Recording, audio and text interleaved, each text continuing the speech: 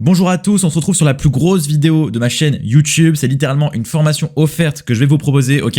Je vais littéralement tout vous donner. Je vais vous donner, si vous êtes un coach sportif aujourd'hui, je vais vous donner tout ce qu'il vous faut pour développer votre activité, que ce soit en présentiel ou sur du en ligne. Vous allez absolument tout savoir dans cette vidéo. Vous allez savoir exactement quelle est la meilleure façon pour vous de faire vos premiers 5 000, 10 000 ou 15 000 euros par mois, tous les mois, ok, sur votre offre justement de coaching sportif. Je vais absolument tout vous révéler. Je vais pas vous dire que cette méthode, c'est la méthode miracle qu'il vous faut absolument. Je vais vous expliquer tous les principaux axes du business en vous recommandant ce qu'il faudrait que vous fassiez suivant vos situations, ce que vous devez comprendre, et c'est justement ce que je prône depuis des mois sur le marché du coaching sportif, c'est que les systèmes magiques, ça n'existe plus, ok? Le marché se sophistique, on a besoin de choses beaucoup plus complexes, c'est-à-dire qu'on doit comprendre que ce n'est plus des systèmes qu'il vous faut, mais un écosystème, c'est-à-dire comprendre que chaque partie de votre activité doit fonctionner ensemble et qu'arriver en disant juste « Ah, ben, faut mettre de la publicité en place ou ça en place », ça ne suffit plus, ça ne fonctionne plus, ça fonctionnait il y a 1 an, 2 ans, mais maintenant, ça ne fonctionne plus, les gens connaissent comment ça fonctionne et il faut aller plus loin dans la réflexion et c'est justement ce que je vais vous apporter dans cette vidéo. Je vais vous éclairer sur ce qu'il faut que vous fassiez justement pour développer votre activité. Bref, j'ai absolument tout vous révéler, ok? Donc, restez bien attentifs du début à la fin, ok? Ça va être une vidéo en format RAW avec quelques cuts, donc ça va être totalement authentique, il va pas y avoir trop de montage, va y avoir plusieurs parties dans la vidéo, donc plusieurs chapitres. Je vous conseille de tout regarder du début à la fin, même si vous voyez un chapitre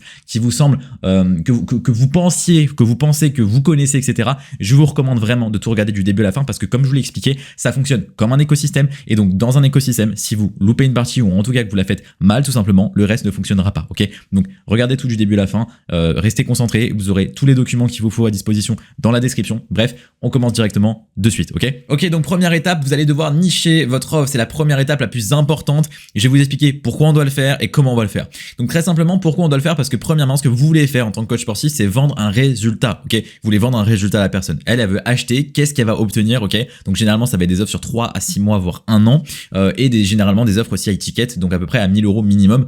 C'est pas une généralité, vous allez voir, vous allez adapter votre pricing par rapport à plein de choses, mais généralement, c'est ce qu'on va essayer de viser, ok?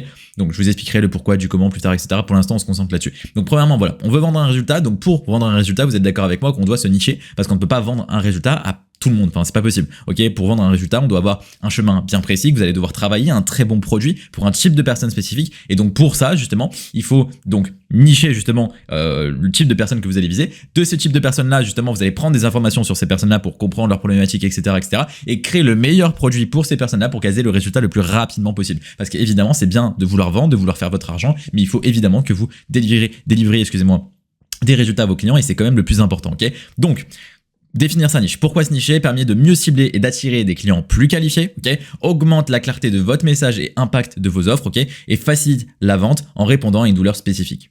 Tout simplement. Et vous enlevez aussi également, il y a plein d'autres facteurs, vous enlevez également une partie de l'offre, c'est-à-dire que si vous êtes comme tous les coachs sportifs, vous visez tout le monde, dès que vous vous nichez et que vous vendez un résultat, vous enlevez une partie de la concurrence, une partie de l'offre, forcément. Parce que quand la plupart se concentrent sur tout le monde, vous allez vous orienter sur un type de personne, par exemple très simple pour vous visualiser. Si vous êtes dans une salle de sport et que vous visez par exemple que les personnes âgées à atteindre X, Y, Z, ben forcément, tous les coachs sportifs dans votre salle vont viser à peu près tout le monde, mais ces personnes âgées-là vont plus venir vers vous parce que vous aurez le produit adapté à leurs besoins et vous allez vendre un résultat. Ok, ça va vous permettre de vous différencier tout simplement, ok? Donc, comment choisir sa niche? Vous allez devoir faire une variante, enfin un mix justement entre ce que vous aimez faire, donc passion, expertise, compétence, ce que le marché recherche, besoin, douleur, tendance, et un mix des deux. L'offre doit répondre à une demande réelle et être alignée avec vos compétences et vos passions, tout simplement, ok? Donc ça, pour ça justement, je vous ai mis un accès à ce GPT personnalisé qui est directement dans la description, ok? Vous pouvez y accéder directement. Voilà, juste ici. Donc vous avez juste appuyé sur aide-moi à trouver ma niche, sur ce choix de marché, UpTrainer, ok? Et ensuite justement, il va vous poser des questions pour comprendre qu'est-ce que vous aimez faire, qu'est-ce que justement le marché aurait besoin de votre côté, il va le calculer de son côté et ensuite il va vous donner un mix, un juste milieu entre ce que le marché a besoin et ce que vous aimez faire. Donc vous répondez à ces questions et de là justement il va vous donner des idées, ok? Ces idées-là justement, elles vont être basées sur plusieurs critères comme justement la présence d'une douleur forte parce que vous devez avoir une forte douleur pour que votre marché soit bon, c'est-à-dire que s'il n'y a pas assez de douleur, en tout cas c'est pas binaire, c'est pas genre il n'y a pas de douleur, il y a de la douleur, il doit y avoir assez de douleur justement pour que la personne se dise ok, je vais investir en moi pour justement résoudre ce problème-là, ok? Vous ne pouvez pas par exemple viser, je pense, des personnes qui font les Jeux Olympiques pour perdre du poids. Généralement, ces personnes-là sont déjà très bien accompagnées et ils n'ont pas besoin de vous, d'accord? Donc vous devez viser un type de personne spécifique, ok? Alors si vous avez les compétences pour accompagner les mecs qui font les Jeux Olympiques, bah justement, ça peut être une très bonne douleur, mais il faut avoir justement les compétences, l'autorité, etc. Mais de manière générale, ce que je veux dire par là, c'est que un mec lambda va devoir viser un type de personne qui va justement qui va avoir un niveau de douleur assez élevé pour dire tiens ok ça me vaut le coup potentiellement que j'achète ce résultat là. Faut que voilà les personnes aient un besoin spécifique. Ensuite la croissance du marché, on se lance pas dans un marché qui est en décroissance évidemment. Le pouvoir d'achat, il faut qu'il y ait un assez gros pouvoir d'achat. Alors attention, ça ne veut pas dire vous devez viser tout le monde au-dessus de 30 ans. Les personnes qui ont au-dessus de 20, 21 généralement ils ont un bon pouvoir d'achat, ok, dans la majorité des cas, ça dépend évidemment, mais voilà, ça veut pas dire que vous devez viser obligatoirement les personnes au-dessus de 30 ans, 21, 22, 23, 24 ans, vous pouvez le vendre, ok, je dis pas que vous allez vendre à tous ceux qui ont 20, 21, etc., mais ça peut se faire, ok, donc je veux dire, ne rayez pas cette part de marché-là. Donc, et ensuite, voilà, dernier point, le ciblage, il faut pouvoir toucher les clients sur sa plateforme. Donc ça veut dire que globalement, vous allez voir, on aura plusieurs plateformes où on va pouvoir exercer. Ça, vous pourrez pas trop le savoir de vous-même maintenant, sinon je rentrerai trop dans les détails. Mais il y a deux types de façons d'avoir des clients de manière prévisible. Il y a la publicité et il y a la prospection. Et nous, ce qu'on aimerait bien faire dès le début, c'est vérifier si déjà en prospectant, on peut avoir ces personnes-là, ok ? Parce que c'est important.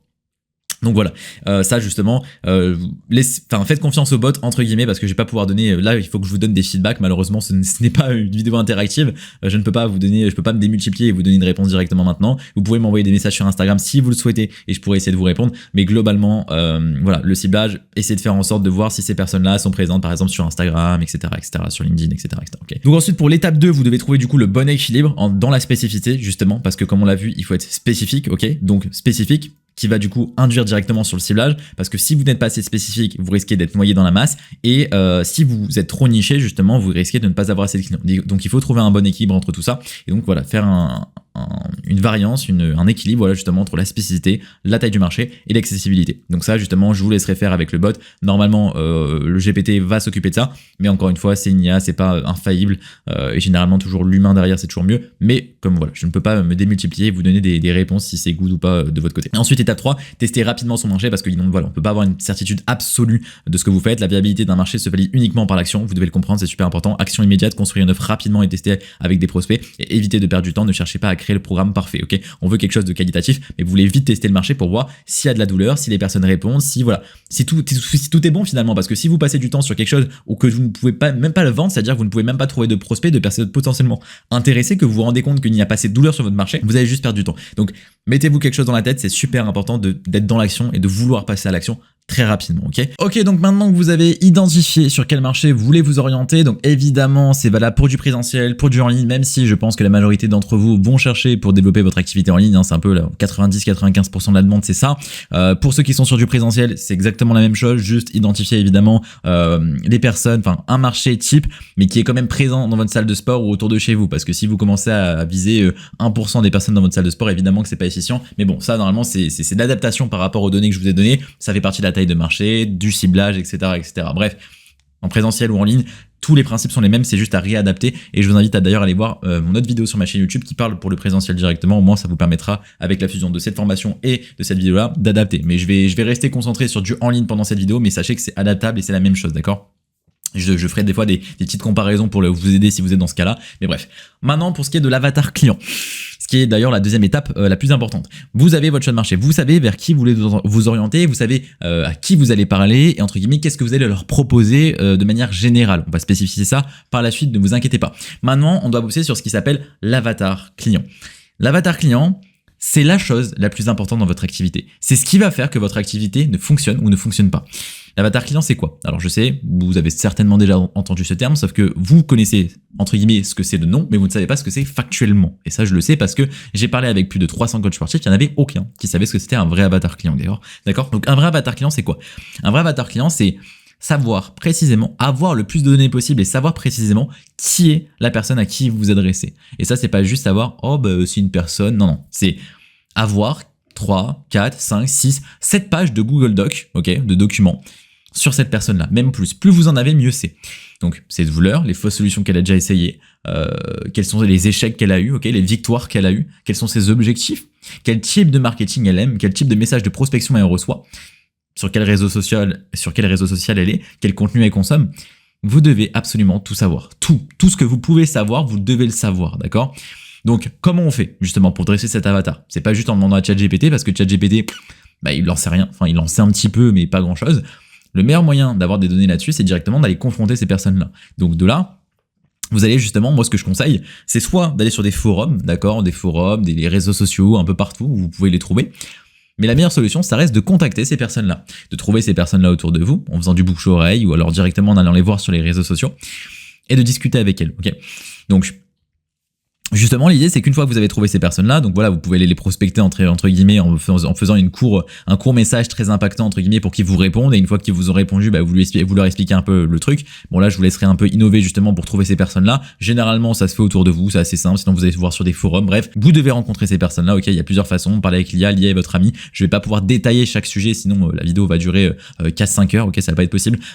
Ici, une fois que vous avez trouvé justement ces personnes-là, ce que vous allez faire, c'est que vous allez justement les appeler et enregistrer vos appels. Ou alors, si vous le faites en présentiel, enregistrez directement. Faites ça avec le dictaphone sur iPhone par exemple ou avec Loom directement. Et l'idée, c'est qu'une fois que vous leur avez posé les questions, vous allez justement faire une retranscription de cette vidéo-là. Enfin, une retranscription de l'audio, ok? Donc, qu'est-ce que vous êtes dit? Donc, ce que vous allez faire, c'est poser donc toutes ces questions-là. Donc, ce que vous allez faire, c'est que vous allez copier directement ce document-là. Je vous le mettrai en description. Vous allez copier toutes ces questions qui sont juste là, d'accord? Et de là, vous allez les adapter pour votre niche. Ça veut dire que vous allez demander à ChatGPT. Vous pouvez en rajouter. Vous pouvez rajouter, par exemple, comme j'ai expliqué, quel type de message elle reçoit sur les réseaux sociaux, quel type de marketing elle aime bien, je sais pas, quels réseaux sociaux, quel type de contenu elle regarde. Après, voilà, il y a des personnes qui savent, il y a des personnes qui savent pas. Et là, vous allez me dire, ouais, mais si elles veulent le dire, si elles peuvent ou ne pas le dire, parce que les personnes, des fois, ne savent pas ce qu'elles aimeraient recevoir comme message, c'est à vous de le trouver. Donc ça va se faire avec le temps, justement. Quand vous allez tester pas mal de choses, vous allez réussir à mieux comprendre l'avatar client que lui ne se connaît lui-même. Parce que justement, moi, en publicité, je sais ce que la personne aimerait voir. Mais elle ne le sait pas. Ouais, quelle publicité aimerait voir?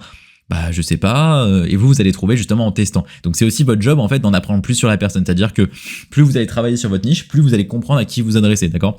C'est un peu entre vous poser des questions et vous allez justement trouver, vous allez leur poser des questions et vous allez justement travailler de votre côté pour savoir comment connecter avec eux, etc. Parce que plus vous allez savoir comment connecter avec eux, plus vous aurez le meilleur produit, plus vous aurez la meilleure communication, le meilleur système d'acquisition et le meilleur système de conversion client, d'accord? Donc ça, vous allez prendre tout ça, vous allez copier, vous allez mettre dans ChatGPT et vous allez lui dire, ok, ben moi j'aide XYZ, j'ai envie de poser des questions à XYZ. D'ailleurs, il y a un prompt pour ça. Voilà, je crée une offre coaching, sport, nutrition, bien-être. J'interviewe des prospects pour comprendre leurs besoins. Peux-tu m'aider à formuler des questions précises pour chaque catégorie? Et là, vous détaillez du coup ce que vous faites ici. Au moins, la personne ChatGPT va comprendre. Il va vous ressortir le même document avec les questions à poser, ok? Et après, vous allez remplir et vous allez mettez le plus de bullet points possible, ok? Les problèmes, n'en mettez pas 3 à 5, mettez-en 10 par exemple. Bref, l'idée c'est vraiment d'avoir le plus gros nombre de problèmes, le plus gros nombre de rêves et désirs. C'est une liste non exhaustive, vous pouvez en rajouter, il n'y a pas que ça c'est un truc entre guillemets basique qui donne quand même beaucoup d'infos, mais vous pouvez aller chercher beaucoup plus loin comme je l'ai expliqué sur des questions plus deep. C'est pour ça que je vous invite à faire vraiment une discussion et pas simplement un questionnaire, pas simplement une question-réponse, essayer de discuter avec la personne, aller dans des sujets, etc. Et au moins c'est là où elles vont vraiment se livrer, d'accord? Donc posez toutes ces questions, notez tout ça, retranscrivez, enregistrez puis retranscrivez. Et une fois que vous avez fait cette retranscription là, justement, ce que je vous invite à faire, donc vous avez tous vos enregistrements audio. Ce que vous allez faire ensuite, c'est faire la retranscription audio. Donc les enregistrements, vous les mettez dans un retranscripteur MP3 tout texte, tout simplement. Vous tapez sur internet ou alors sur Loom par exemple, qui enregistre directement et qui fait directement la retranscription à la fin de la vidéo. Bref, vous tapez sur internet, c'est pas compliqué, vous avez plein de sites qui vous permettent de retranscrire un fichier audio en texte. Et une fois que vous avez ça, ce que vous allez faire, c'est que vous allez vous aider de ChatGPT.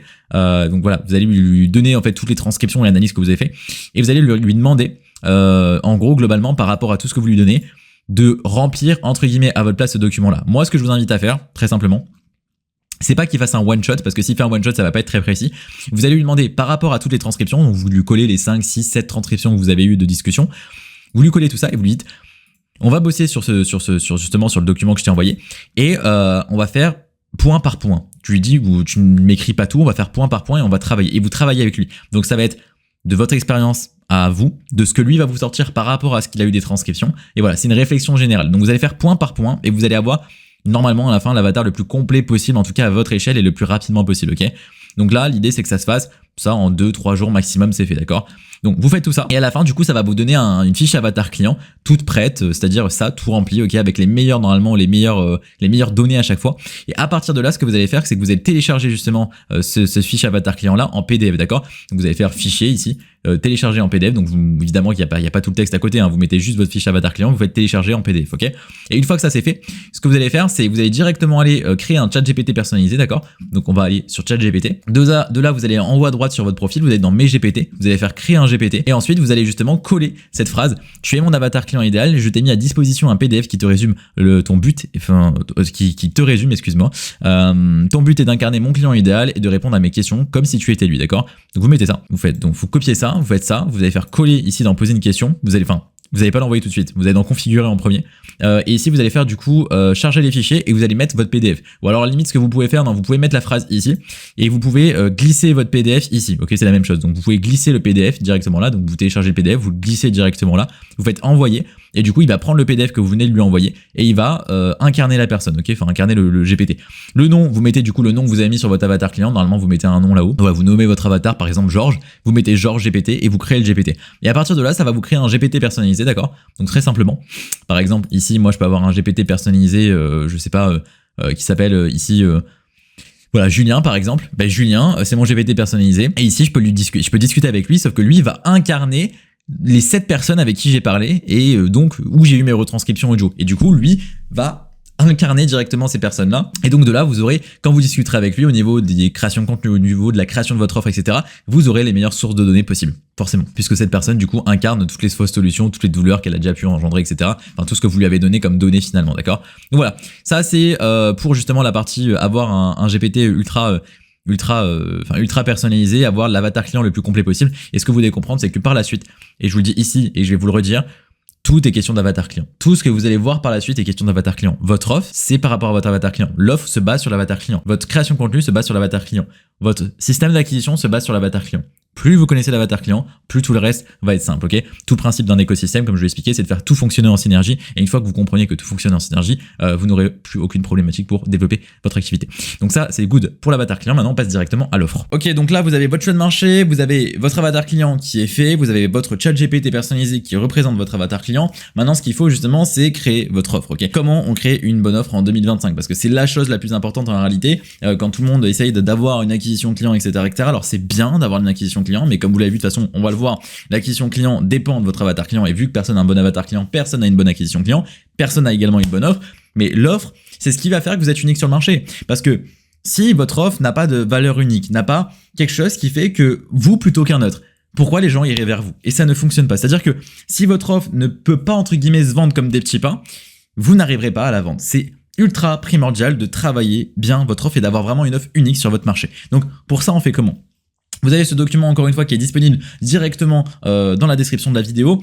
Ici pour l'offre, on va commencer par quelque chose de très simple, définir votre promesse. Alors ça pourra évoluer avec le temps, vous inquiétez pas. Là l'idée c'est juste d'avoir acté ce que vous allez faire. Donc vous aidez avatar client, donc vous aidez les avatars à bénéfice, qu'est-ce qu'ils obtiennent en fait finalement de manière palpable en temps grâce à mécanisme, on va voir ce que c'est juste après, et sans contrainte. Pour l'instant vous devez remplir au moins normalement les 3.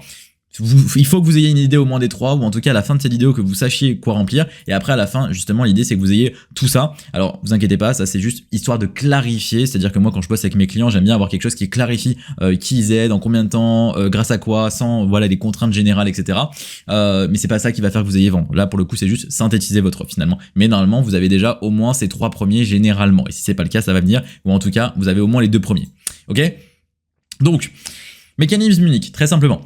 Ça, c'est la partie la plus importante. Alors, attention, je dis pas que vous allez la trouver maintenant. Le mécanisme unique, c'est en réalité assez compliqué à trouver. Le mécanisme unique, c'est, voilà, c'est, vous avez par exemple, vous imaginez une route, ok, on imagine Paris-Marseille. Ce qui va faire que, enfin, la route en elle-même, c'est le moyen pour y aller, c'est ce qu'on emprunte. Donc ça, c'est votre méthode, c'est votre accompagnement, c'est la personnalisation, c'est votre coaching, ok. Ça, c'est la route. Et le mécanisme unique, c'est le véhicule que vous allez utiliser pour faire ce Paris-Marseille. Donc, est-ce que c'est une moto, est-ce que c'est une voiture, est-ce que c'est un jet privé, bref. C'est le véhicule. Donc le mécanisme unique, par exemple, pour donner un exemple, donc là vous avez déjà, je pense que vous comprenez ce que c'est. Pour vous donner un exemple dans le sport, ben, par exemple, prendre de la masse sans compter ses calories. Le sans compter ses calories, c'est un mécanisme unique, pas forcément parce que c'est beaucoup utilisé, mais c'est un mécanisme. Entre guillemets, un mécanisme unique si vous êtes le premier à l'utiliser, mais c'est pas le cas. Donc pour ça, comment on fait pour trouver un mécanisme unique qui fait que vous êtes différent, d'accord? Vous avez ici un prompt mécanisme unique que vous allez pouvoir utiliser, d'accord? Donc, je vous invite d'ailleurs à bien l'utiliser. Donc vous allez faire la première partie, donc c'est-à-dire que vous allez prendre la partie 1, le contexte ici, donc vous allez prendre contexte, vous allez copier tout ça jusqu'à la fin, jusqu'à mission, vous allez le mettre dans ChatGPT. Ici l'objectif c'est que vous allez justement donner, enfin Vous allez déterminer du coup quelle est la plus grosse douleur, frustration chez votre avatar client. Donc l'idée, voilà, si nécessaire, pose-moi 1 à 2 questions de clarification pour être certain de bien comprendre la nuance de cette douleur. Nanana. Donc normalement, ce chat GPT, alors attention, très important, ce prompt-là, vous le mettez dans le GPT personnalisé, le GPT qui est votre avatar client, le GPT personnalisé que vous avez créé. De là, normalement, ChatGPT va comprendre les douleurs de votre avatar client. Et moi, ce que je vous invite à faire, c'est mettre ce prompt-là et de répondre en fait pas à ce prompt-là. Une fois que vous avez mis ce prompt-là, mettez pour vous quelle est la plus grosse douleur de votre avatar client, ou en tout cas les 2 plus grosses douleurs. Le but, c'est de baser votre mécanisme, c'est-à-dire le véhicule qui va aider la personne à avoir des résultats, sur la résolution de la principale problématique que la personne a. Ok ?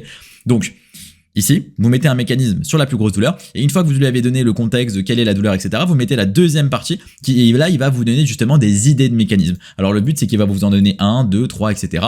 Il va pas forcément vous donner les meilleurs mécanismes, mais en tout cas, il va essayer de vous axer votre axe de réflexion sur une bonne direction. Donc là, le mécanisme unique, le GPT va vous aider parce que il est bien prompté, etc., etc.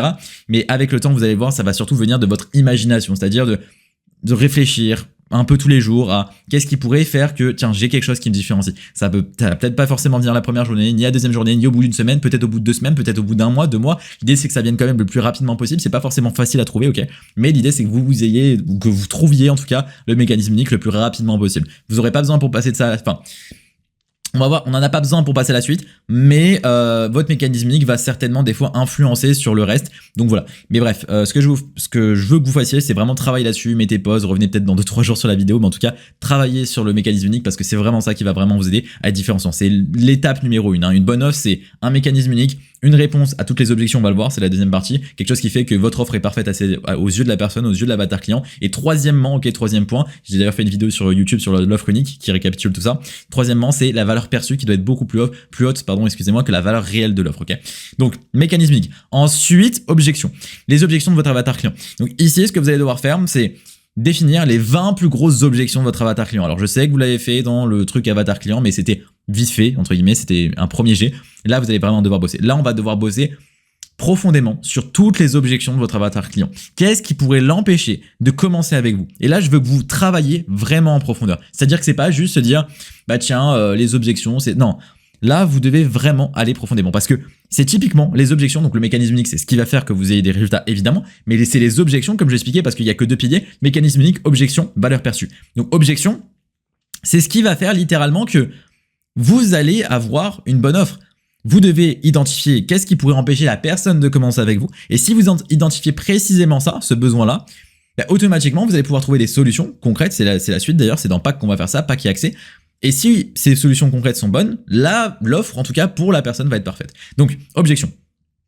Donc, vous travaillez sur ce point-là. Pour ça, comment vous faites? Bah, vous pouvez discuter directement avec votre GPT personnalisé. Vous pouvez réfléchir de vous-même aussi sur qu'est-ce qui va faire que... quelles seraient les potentielles objections? Donc ça vient de votre réflexion personnelle, ça vient de votre expérience avec vos avatars clients si vous les avez déjà coachés, ça vient de la discussion que vous avez eue avec ces personnes-là, ça vient du dossier avatar client que vous avez créé, et ça vient aussi du GPT personnalisé qui va vous aider à les trouver. Mais attention, passez du temps sur les objections, que je veux que vous passiez vraiment plusieurs heures là-dessus, c'est pas du vite fait bien fait. Une fois que vous avez toutes ces objections, ce que vous allez faire, c'est que vous allez devoir trouver des modules, des packs qui vont faire que on résout ces objections. Ici, ce qui est super important à comprendre, c'est que vous allez devoir trouver des choses palpables. Vous n'allez pas juste pouvoir me dire oh bah tiens, c'est la personnalisation, tiens, c'est un suivi, tiens, c'est ci, tiens, non. Je veux que si par exemple la personne te dise ok, je veux perdre du poids mais je n'ai aucune idée de quoi cuisiner et comment je sais que si ça va vraiment me faire du poids? C'est-à-dire je vais faire à manger mais comment je sais si ce que je fais à manger ça va vraiment m'aider à perdre du poids? Quelles idées je fais? En plus j'ai pas beaucoup d'argent, comment je fais pour... j'ai pas beaucoup d'argent, elle en aura assez pour se lancer avec vous, mais on va dire... j'ai un budget pour me lancer, mais par contre, tous les mois, je peux pas me permettre de dépenser 1000 € dans mes courses, etc. En plus, j'ai des enfants et tout. Faut que je m'adapte à ma vie de famille. Donc, en plus, comment je vais faire pour m'adapter à leurs besoins? Parce que c'est-à-dire que je vais pas faire des repas différents pour moi et pour eux. Ou si oui, il faut que ce soit fait rapidement. Vous voyez, il y a énormément d'objections. Donc ça, vous trouvez les plus grosses. Et de là, je veux des solutions palpables. Pas en mode, ah mais on va voir ça ensemble. Non. T'as 50 repas préparés exactement pour toi, ok? Il y a, je sais pas, je dis n'importe quoi, hein, il y a sûrement mieux, hein, je suis pas coach en nutrition, rien du tout, mais il y a potentiellement, on va adapter, donc c'est-à-dire que là, tu as tes premiers 50 repas. Ensuite, il y a des vidéos qui vont t'expliquer comment bien confectionner un repas pour que toi-même tu saches que c'est un bon repas, c'est-à-dire que tu ne fasses pas les choses en copier-coller, que tu comprennes ce que tu fasses. Ok, l'idée, c'est qu'on t'éduque plus que justement on t'accompagne, qu'on t'éduque sur comment, qu'est-ce que tu fais, pourquoi tu le fais, et que sur le long terme justement, tu n'aies pas d'effet yo-yo. C'est parce que l'effet yo-yo vient si on ne sait pas ce qu'on fait, alors que si tu sais exactement ce que tu fais, pourquoi tu le fais, ben justement l'effet yo-yo va disparaître parce que tu vas savoir maîtriser ta propre diète, etc., etc. Ok, par exemple. Ok, donc là l'idée c'est d'avoir le livre, des vidéos par exemple préfaites pour l'éduquer, etc. Vous comprenez ce que je veux dire? Donc là, c'est super important d'avoir des packs qui répondent aux objections de manière claire et précise. Ok. Ensuite, l'accès. Donc là, vous le faites, en gros, vous faites un pack, entre guillemets, une solution pour chacune des objections. Une ou plusieurs solutions pour chacune des objections pour avoir le truc le plus complet possible. Ensuite, pour l'accès, ça va sûrement venir, donc dans les packs, il va sûrement y avoir des accès, ok. L'accès, c'est juste qu'on résume, en gros. C'est donc l'accès, c'est pas l'accompagnement. L'accompagnement, ça va être, on va le voir, ça va être un peu plus tard. L'accès, c'est genre globalement un accès à une application, un e-book, un suivi en ligne des vidéos de formation, j'en sais rien. Voilà, l'accès, c'est en gros, t'accèdes à quoi? C'est-à-dire qu'on collabore ensemble. À quoi t'as accès? Par exemple, moi, mes clients, ils ont accès à un Slack avec une communication 24/24, on va y arriver 7 sur 7 avec moi-même, des calls one-one illimités. Ils vont avoir accès à une centaine de vidéos sur toutes les possibilités, enfin, tous les modules, etc., les thématiques, etc., du marketing, de la vente, etc. Voilà, il y a plein d'accès. Ça, c'est des accès, ok? C'est pas en mode on va travailler sur les fondations, sur l'acquisition. Non, c'est pas ça. Ça, c'est en gros, c'est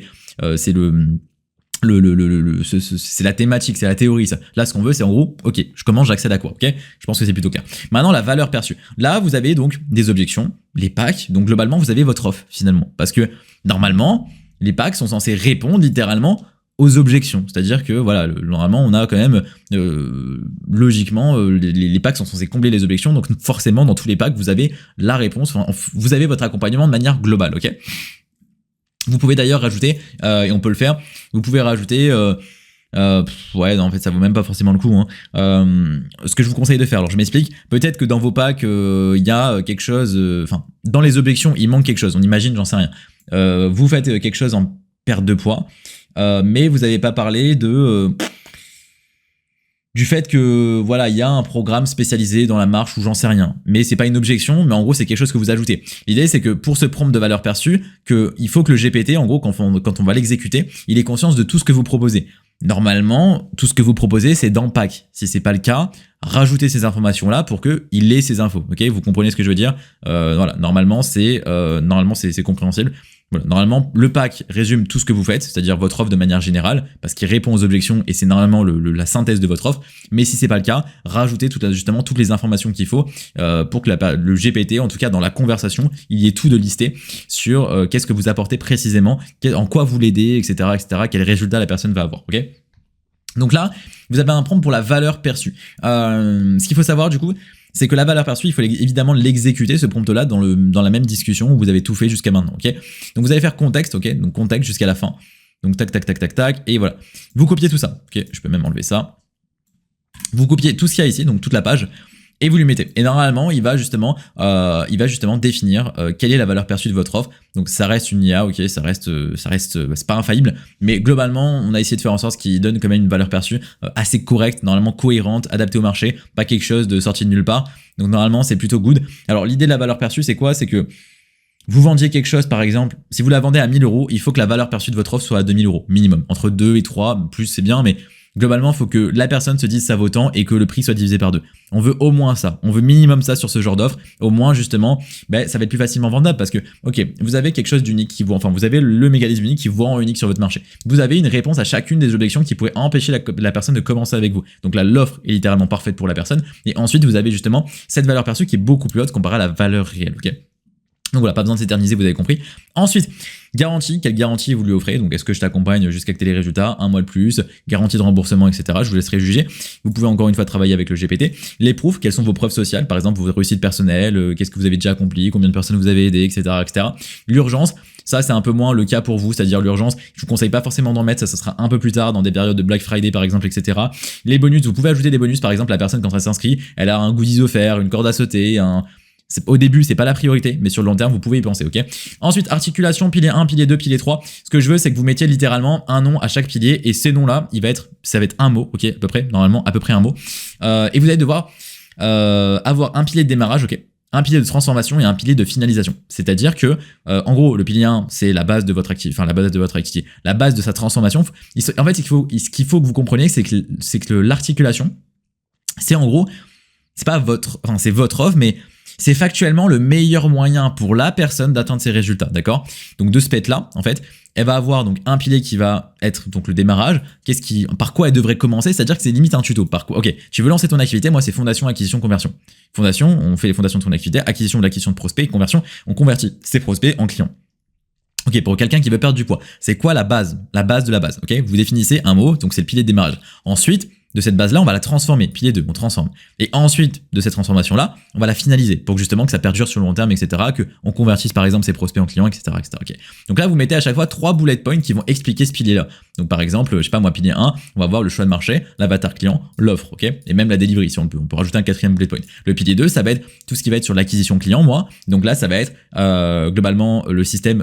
Donc il y a plusieurs systèmes, on va le voir d'ailleurs. Acquisition mécanique, organique, acquisition mécanique et surtout publicité. Il faut mettre en place une bonne vitrine, donc le branding, l'acquisition mécanique / publicité, et ensuite, je sais pas, la qualification des leads ou j'en sais rien, globalement. Moi, j'ai pas ce genre de truc de pilier. Enfin, j'ai ces piliers-là, mais vous allez comprendre sur la partie vente que le pourquoi du comment, c'est important vous pour savoir qu'est-ce que vous délivrez, mais sur le long terme, il n'y a pas besoin d'avoir précisément 3 bullet points. Là, on le fait justement pour que de votre côté ce soit carré, mais vous allez comprendre avec le long terme que au moins vous, ça va vous permettre de visualiser quelle offre vous proposez. C'est-à-dire que sur le long terme, on s'en fout qu'il y ait 3 ou un bullet point, 2 bullet points, 3, 4 ou 5. L'idée, c'est juste que au moins, l'idée c'est qu'on en veut 3, au moins c'est structuré, vous n'allez pas en faire 1000, mais au moins on a une idée de c'est quoi la première étape, c'est quoi la deuxième étape, c'est quoi la troisième étape, et dans chaque étape, quels sont en gros les gros points de cette étape-là.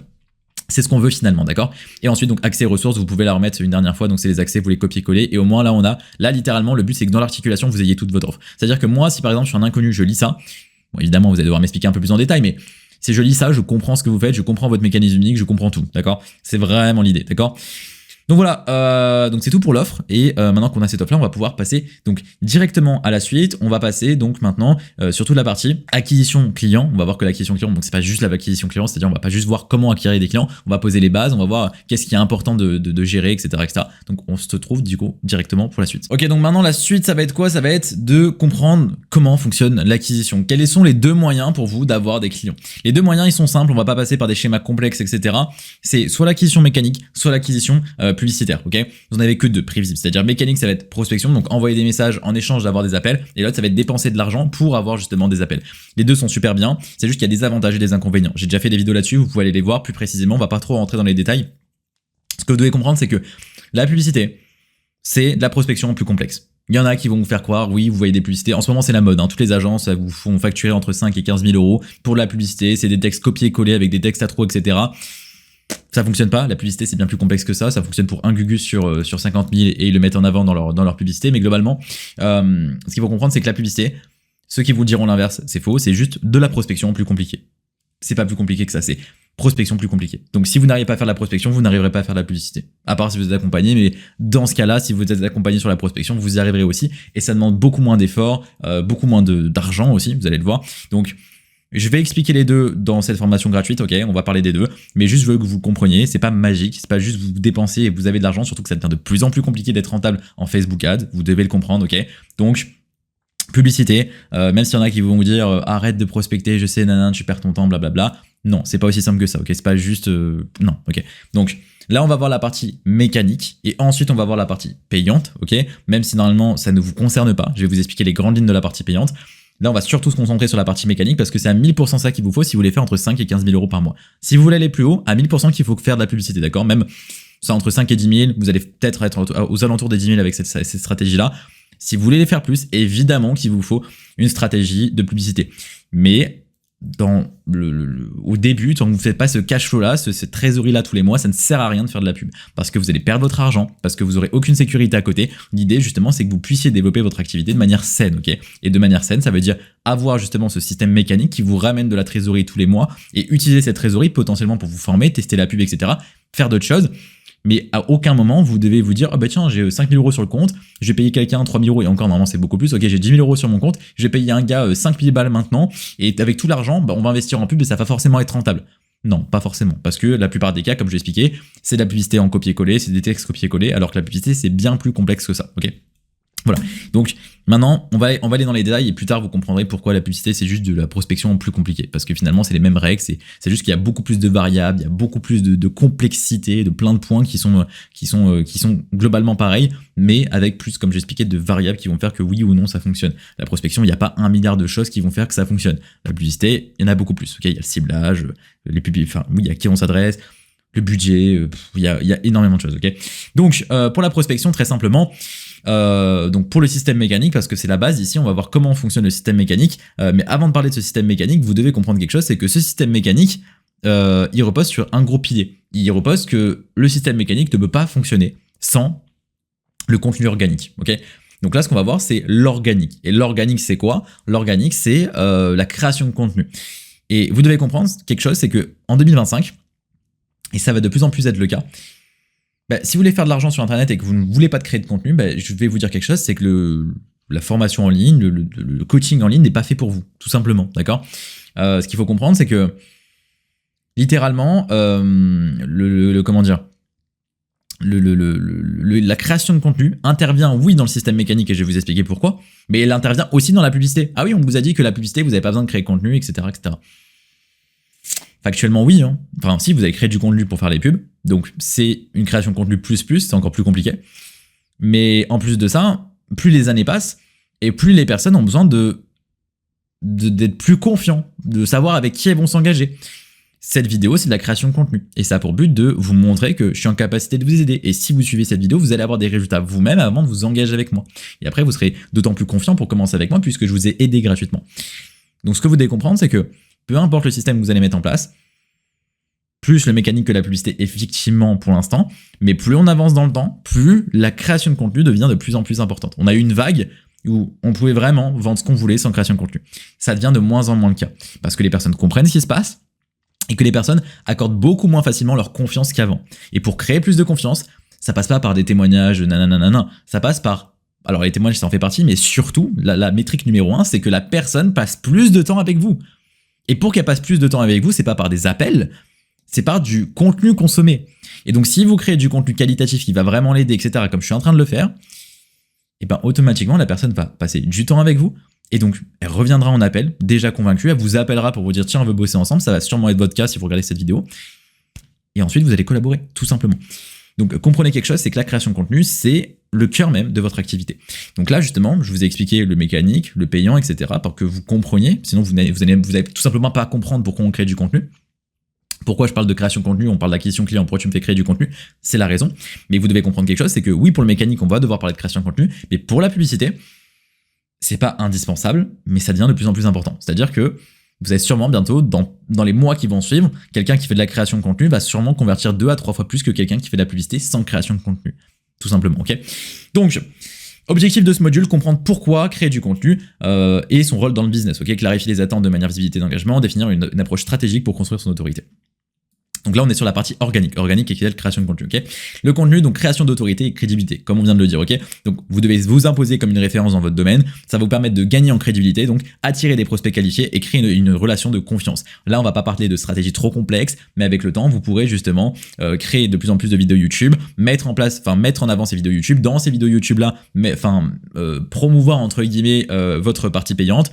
Et en fait, finalement, avec l'inertie justement de, par exemple, votre compte Instagram, vous allez l'amener sur YouTube, YouTube vont consommer, et en fait, ça va créer une sorte de boucle qui va vous permettre d'avoir des prospects, entre guillemets, des clients en automatique sans que vous n'ayez besoin de rien faire, ok ? Ça se crée avec le temps, ça se crée pas, en un mois, mais c'est ce que potentiellement vous pouvez commencer à faire si vous créez du contenu Instagram et du contenu YouTube, ok ? Donc là, justement, vous devez comprendre pourquoi créer du contenu c'est important, mais on va surtout voir, tout simplement, quel est l'objectif de cette création de contenu, c'est-à-dire qu'est-ce qu'un bon contenu finalement ?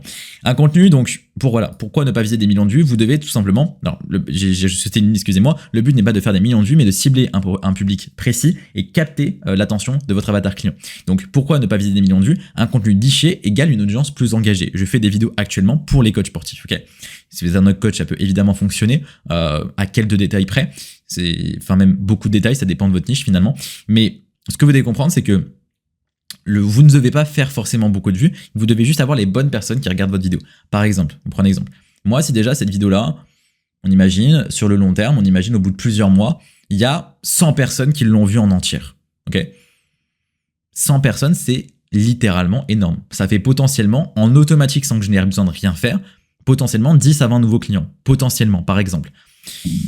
Ces personnes-là, on imagine, sur ces 100 personnes, j'arrive à en contacter beaucoup. C'est-à-dire que en automatique, 10 nouveaux clients, mais peut-être que j'arrive à en contacter. Bah, ces personnes-là, même si elles n'ont pas sauté le pas de potentiellement réserver un appel juste avec moi, alors que cet appel n'engage à rien, c'est juste pour, j'explique, hein, vous avez des appels dans la description, ça a juste pour but de discuter, de vous aider dans votre problématique, pas de collaborer forcément. Ces personnes-là, si on les contacte, peut-être qu'elles vont dire « Ah tiens, j'ai quand même regardé cette vidéo en entière, elle a pas mal aidé, j'ai appliqué ses conseils, ça a fonctionné. » Potentiellement, on va pouvoir collaborer. Par exemple, moi, j'ai eu un appel avec quelqu'un, je lui ai donné des conseils, on s'est rappelé 2 mois plus tard, ça l'avait aidé, les conseils que je lui ai donnés dans l'appel, il a fait plus de sous, on a commencé ensemble, tout simplement. Donc là, c'est la même chose. Cette vidéo va sûrement vous aider, ok, sur vos problématiques. Si vous avez passé du temps à la regarder, potentiellement, si je vous contacte, vous aurez plus de facilité à me répondre et surtout prendre un appel et potentiellement collaborer avec moi.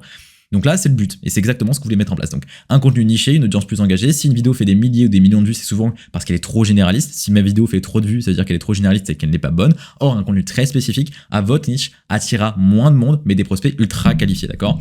Donc, exemple, vidéo généraliste, comment perdre du poids, très large, attire tout le monde, mais peu de prospects qualifiés. Vidéo nichée, comment perdre du poids en 3 mois sans salle de sport pour les jeunes mamans. Moins de vues, mais des prospects 100% intéressés. Donc, le but n'est pas la viralité, mais la pertinence. Et ça, vous devez le comprendre. Un bon contenu, c'est quelque chose de précis. C'est un contenu précis. Alors, il y aura plusieurs types de contenu, du contenu d'autorité, du contenu d'attention, du contenu de viralité. Il y a plusieurs types de contenu, évidemment. Je sais pas si on va rentrer dans les détails par la suite, mais ce que vous devez focaliser comme type de contenu, c'est du contenu d'attention. Du contenu qui va aider votre client dans des problématiques précises. Donc, si vous connaissez votre avatar client, quelles sont ses problématiques, comment je peux l'aider? Et évidemment, rajouter un peu de contenu d'autorité pour montrer que vous êtes compétent, etc., etc., qu'il y ait une confiance qui se crée, un peu de contenu d'authenticité, vous montrer un peu votre quotidien, par exemple. Et après, potentiellement, genre 5 à 10% de votre contenu qui est de la viralité pour amener du flux constant de personnes sur votre compte. Mais on va le voir que c'est pas ça qui va vous amener des clients. Donc, on va voir que c'est pas forcément le plus essentiel. C'est surtout de créer un contenu d'attention qui va aider ces personnes-là, ok? Donc, adapter son contenu, excusez-moi, à son avatar client. Utiliser l'avatar client et le GPT personnalisé, je vous en mettrai peut-être un dans la description, on va voir, pour la création de contenu, à voir. Toujours avoir votre fiche d'avatar client sous les yeux lorsque vous créez du contenu, utiliser le chat GPT, voilà. Ah, GPT personnalisé, ok. Parce que j'ai un GPT personnalisé pour les créations de contenu. Là, on parle du GPT personnalisé de votre avatar client, ok? Si j'étais lui, qu'est-ce que j'aimerais voir? Donc là, l'idée, c'est vraiment que vous posiez cette question, c'est de se dire, ok, moi, je veux un bon contenu, je veux un contenu qui va l'aider, qu'est-ce que j'aimerais voir? Je suis l'avatar client, qu'est-ce que j'aimerais voir? Et c'est bon pour la création de contenu, pour l'acquisition, c'est bon pour tous les domaines, ça, ok? Donc storytelling, tutoriel, behind the scene, cas pratique, témoignage, analyse de tendance, bref. Voilà, ne pas réinventer la roue, observez ce qui marche déjà et inspirez-vous de ça. Donc l'idée, c'est juste que vous regardiez avec quoi votre avatar client résonne, donc demandez-lui, allez leur poser des questions, identifiez le marché, qu'est-ce qu'il fait. Et de là, vous allez créer justement ce contenu pour voir comment l'adapter, etc. Vous allez tout simplement faire un contenu qui est adapté à ces personnes-là, ok? Ok, donc maintenant, on va voir précisément comment, on va dire, réaliser votre contenu. Je vais pas trop m'appuyer sur le document parce que c'est un document que j'ai mis dans le school pour les coachs, enfin, pour la communauté privée justement des coachs sportifs, qui est bon, mais justement, enfin, je l'explique un peu plus en détail. Et avant ça, il y a un autre document qui explique d'autres choses, etc. Bref, ce que vous devez comprendre, c'est qu'un bon contenu, c'est pas compliqué. Bon, déjà, c'est un contenu qui vous plaît. Déjà, premièrement, un contenu qui plaît au marché, c'est un mix des deux. Vous devez faire quelque chose que vous aimez faire et que le marché a besoin. Pour un bon contenu, en vrai, la seule règle, c'est qu'il n'y a pas de règle. Mais on va dire, si on devrait quand même mettre des règles pour dire que c'est un bon contenu, globalement, il faut qu'il y ait... on va le voir, il faut que vous ayez quelque chose qui fit déjà avec un peu les tendances actuelles. C'est-à-dire, déjà, inspirez-vous de ce qui fonctionne pas, etc., etc. On va dire ça, c'est la première chose. Deuxième chose, une fois que vous avez une idée de ce qui se fait, donc scrollez, tapez des mots-clés qui ressemblent un peu à ce que vous faites, ce que vous voulez faire, regardez ce qui se fait, et ensuite de là, inspirez-vous et ça va vous aider. Maintenant, à partir de là, ok, vous avez pas mal d'idées, vous voyez que par exemple, vous pouvez faire, je sais pas, il y a des vidéos où vous pouvez juste parler face cam. Bon, je vous conseille pas de le faire, surtout dans le sport. Face cam avec des petits plans qui expliquent, par exemple, c'est déjà un peu mieux. Vous pouvez ensuite en faire une vidéo qui montre exactement les exercices et vous parlez par-dessus. Et de temps en temps, il y a un switch sur votre tête. Vous pouvez faire une vidéo dans l'action où vous parlez pendant que vous faites le truc. Bref, il y a plein de façons de faire, ok? Dans tous les cas, ce que vous voulez faire, c'est que sans vous casser la tête, en étant un créateur de contenu génial, etc., vous voulez trouver une problématique pour l'avatar client et la résoudre dans une vidéo. Donc ça veut dire que littéralement, vous devez réfléchir à, on va dire, la personne a une problématique principale. Donc voici la problématique de la personne, j'ai envie de perdre du poids, etc. Ou enfin, perdre du poids pour les jeunes mamans, etc. Comment vous allez résoudre cette problématique? T'es dans cette situation et je te montre 3 exercices en moins de 15 secondes qui vont te permettre de solution. par exemple. C'est un truc très bateau, mais ça fonctionne. Ensuite, vous pouvez faire des réactions, par exemple, aussi à des personnes qui font des trucs et potentiellement donner un avis. Il y a plein de thèmes. Vous pouvez, par exemple, faire un truc un peu plus viral ou par exemple, vous donnez peut-être un avis controversé, c'est peut-être une réaction, c'est pas forcément la même chose, vous donnez votre avis sur quelque chose. Vous essayez de casser une vérité générale de quelque chose. Il y a énormément de façons de faire. Juste ce que vous voulez faire, c'est apporter de la valeur qui soit même activable chez la personne et essayer de faire quelque chose qui sort quand même de l'ordinaire. C'est-à-dire que si tout le monde fait les mêmes vidéos, ça fonctionne pas. Donc essayez pas de donner des conseils généraux que tout le monde fait. Enfin, c'est bien, hein, mais la personne, quand elle va tomber sur votre compte, à votre avis, elle va dire quoi? Bon, ça, on l'a entendu 1000 fois, ok? Donc évidemment, donner des conseils potentiellement que tout le monde donne, mais avec quelque chose en plus, c'est-à-dire votre expertise. Dire que, bon, t'as certainement déjà entendu qu'il fallait faire ça pour... Oui, effectivement, il faut faire ça. Mais moi, je vais donner quelque chose que très peu de personnes font, et en réalité, c'est ça qui fait vraiment la différence. Ok, ça te donne envie, ça crée de la curiosité. Bref, il y a énormément de règles pour faire un bon contenu. Cette formation n'est pas axée sur faire du bon contenu, même si en vrai ça devrait, parce que finalement, comme vous allez le voir par la suite, et je vous l'ai déjà un peu expliqué, la création de contenu, c'est ce qui va faire que vous ayez des résultats. En prospection, oui, surtout pour faire vos 5 à 15 000 euros par mois, mais surtout, c'est pour les publicités de plus en plus aussi. Donc, plus vous êtes bon en création de contenu, plus vous serez bon sur tous les aspects en fait de votre business. Donc, il faut apprendre un peu à savoir fit avec le marché, comment attirer l'attention. Donc, un bon contenu, c'est un hook. Comment attirer l'attention, faire un stop scrolling, en fait, que la personne arrête de scroller. Donc, le hook qui va capturer l'attention de la personne. Deuxièmement, avoir, on va dire, le body de votre script, c'est-à-dire qu'il va résoudre la solution, ou il va montrer une idée controversée, etc. Et après, vous avez à la fin la conclusion, finalement. Et cette conclusion-là doit être positive. Potentiellement, vous pouvez mettre commente ça et je t'envoie une ressource en DM. Bref, il y a pas mal de choses possibles, mais la principale chose, on va dire, c'est le hook. C'est ce qui va faire que la personne reste sur la vidéo. Donc, vous devez vraiment vous concentrer là-dessus. Et les thèmes de vidéo, ça va vraiment être comme je l'ai expliqué, de vous concentrer sur quelque chose qui... soyez imaginatif, essayez de pas de faire quelque chose que les vidéos de monsieur, madame, tout le monde. Essayez d'aller un peu plus loin dans la réflexion. Bref, essayez de vous casser un peu la tête là-dessus. Je pense que c'est quelque chose, si j'étais vous, que j'essaierais de viser pour justement, on va dire, développer ça de manière saine, développer votre activité de manière saine, développer votre contenu de manière saine, voilà, de pas avoir un copier-coller bêtement de tout ce que tout le monde fait. Pour ça, du coup, je vous conseille de potentiellement regarder d'autres vidéos sur YouTube qui vous expliquent comment créer du bon contenu, regardez sur Instagram comment créer du bon contenu, vous aurez plus de ressources que moi, ce que je vous ai dit. Moi, je vous dis globalement quelles sont les étapes primordiales que vous devez faire. Ensuite, on va voir juste après, là, je vais vous montrer du coup pour le tournage, pour le montage, toutes les choses essentielles. En fait, je vous donne les grandes lignes de ce que vous devez savoir. Notez ces grandes lignes et de là, faites vos recherches. Faites en sorte que ça soit aligné avec ces grandes lignes. Donc, évidemment, n'allez pas ne tombez pas dans le truc de il faut que je fasse le plus de vues possible. Restez dans l'optique d'aider votre avatar client précis, ok? Faites en sorte d'être différent comme je vous l'ai expliqué, d'avoir plusieurs plans, que la vidéo soit dynamique. On va le voir juste après. Avoir une bonne qualité audio, vidéo, etc., etc. Et de là, en fait, that's it. C'est-à-dire que vous n'avez pas besoin de faire des millions de vues, vous voulez juste faire des vues pour les bonnes personnes, faire du bon contenu pour les bonnes personnes. Et c'est par contre vraiment ça qui va faire que vous allez avoir des réponses. On va le voir plus tard, je vais encore plus creuser là-dessus. Mais vous allez comprendre que si vous n'avez pas un bon contenu, qu'il n'est pas qualitatif, qui est mal fait, etc., mal pensé, fait à la va-vite, vous n'arriverez pas à vendre, ok? C'est indispensable. Et ne vous dites pas que vous allez faire de la publicité parce que la publicité, il faut être très bon en contenu, en fait, finalement, pour faire une bonne pub. Donc voilà. Donc je vous laisse avec la suite. Je vais vous expliquer maintenant, du coup, juste après, comment faire aussi le tournage, le montage, etc. Ensuite, très rapidement, on regarde comment faire un bon tournage. Donc un tournage, c'est pas très compliqué. Globalement, il faut que vous puissiez filmer en 4K 30 fps, 60 fps s'il y a beaucoup de mouvements. Je vous laisserai regarder sur votre téléphone comment faire ça. ChatGPT est votre ami pour savoir comment paramétrer votre téléphone. Juste filmer en 4K, déjà, ce sera très bien, ok. Vous devez avoir un bon éclairage, ok. Donc lumière naturelle globalement, éclairage artificiel, mais il faut qu'il y ait quand même beaucoup d'éclairage artificiel si vous n'avez pas de lumière naturelle. Donc faites attention à ça. Faut pas qu'il y ait une lumière derrière vous aussi parce que sinon ça fait un contre-jour. Donc faites attention à la lumière, c'est super important. Et aussi donc l'audio est plus important que la vidéo, ok. C'est-à-dire que vous devez avoir une bonne qualité audio. Donc pour ça je vous conseille potentiellement par exemple le DJI Mic qui en vrai a un très bon rapport qualité-prix. 160 €, c'est un micro cravate. Sinon vous avez des micros que vous pouvez directement brancher sur les caméras ou sur les téléphones. Il y a des Rode je crois qui sont très bien pour ça.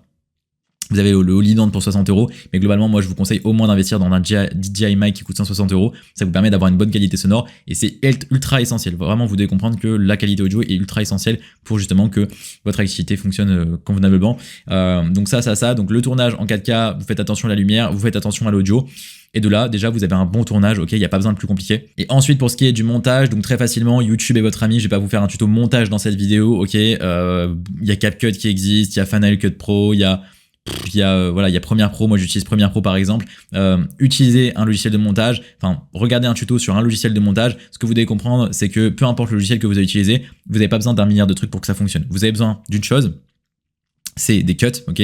Donc faire des coupures au bon moment, c'est-à-dire qu'il n'y ait pas de pause après que vous parliez, donc des cuts dynamiques.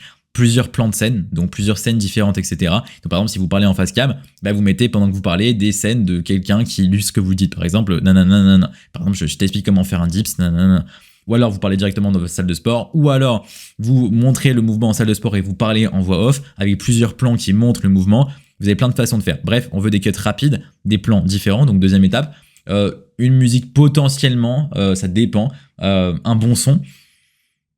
Et ouais, des illustrations aussi, potentiellement des changements de plan, mais c'est tout en fait, et des sous-titres, voilà. Ça fait 4-5 choses. Voilà, remettez le passage que je viens de vous donner, c'est ça que vous devez suivre si vous voulez avoir une bonne vidéo. Il n'y a pas besoin de montage de fou, vous n'avez pas besoin d'être un monteur pro, juste sachez utiliser une application, sachez justement mettre différents plans, savoir faire des coupures au bon endroit, avoir une bonne image, ok, potentiellement faire un petit color correction sur la saturation, etc. des vidéos, un bon son, des bonnes coupures, des bons sous-titres, et that's it, ok.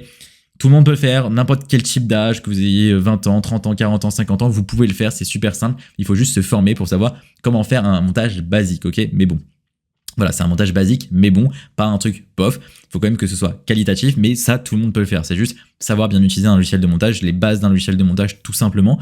Et c'est essentiel de savoir créer votre propre contenu, ok? C'est vraiment essentiel si vous voulez réussir sur le long terme. Donc, apprenez à faire un bon montage de vidéo. Il y a plein de tutos sur YouTube. Vous trouverez forcément votre voie pour ça, ok?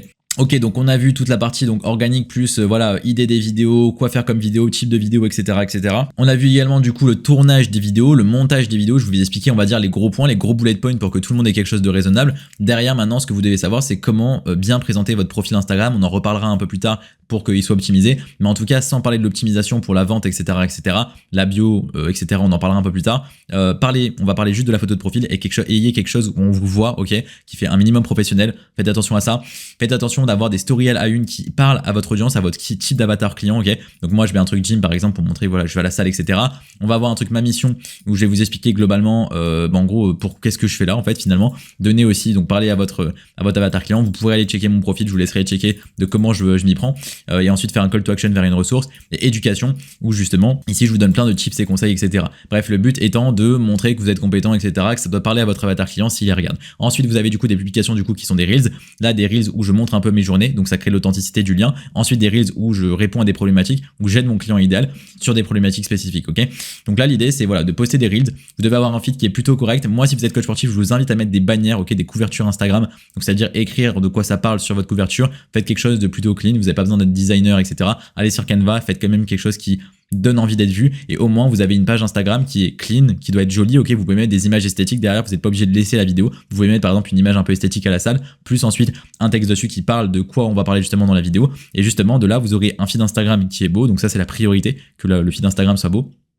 Derrière que votre vidéo, que votre vidéo soit bonne, etc. Qu'on ait plusieurs sujets différents où, comme je l'ai expliqué, on crée de l'autorité, de l'attention, on aide la personne sur ses problématiques, etc. Ça c'est pour le profil Instagram. Pour ce qui est plus du profil LinkedIn, parce qu'on va aussi aller sur LinkedIn pour vous montrer un peu comment ça fonctionne. Sur LinkedIn, globalement, vous devez avoir une bannière qui montre un peu ce que vous faites, en tout cas qui normalement doit montrer un peu ce que vous faites dans la bannière, ok.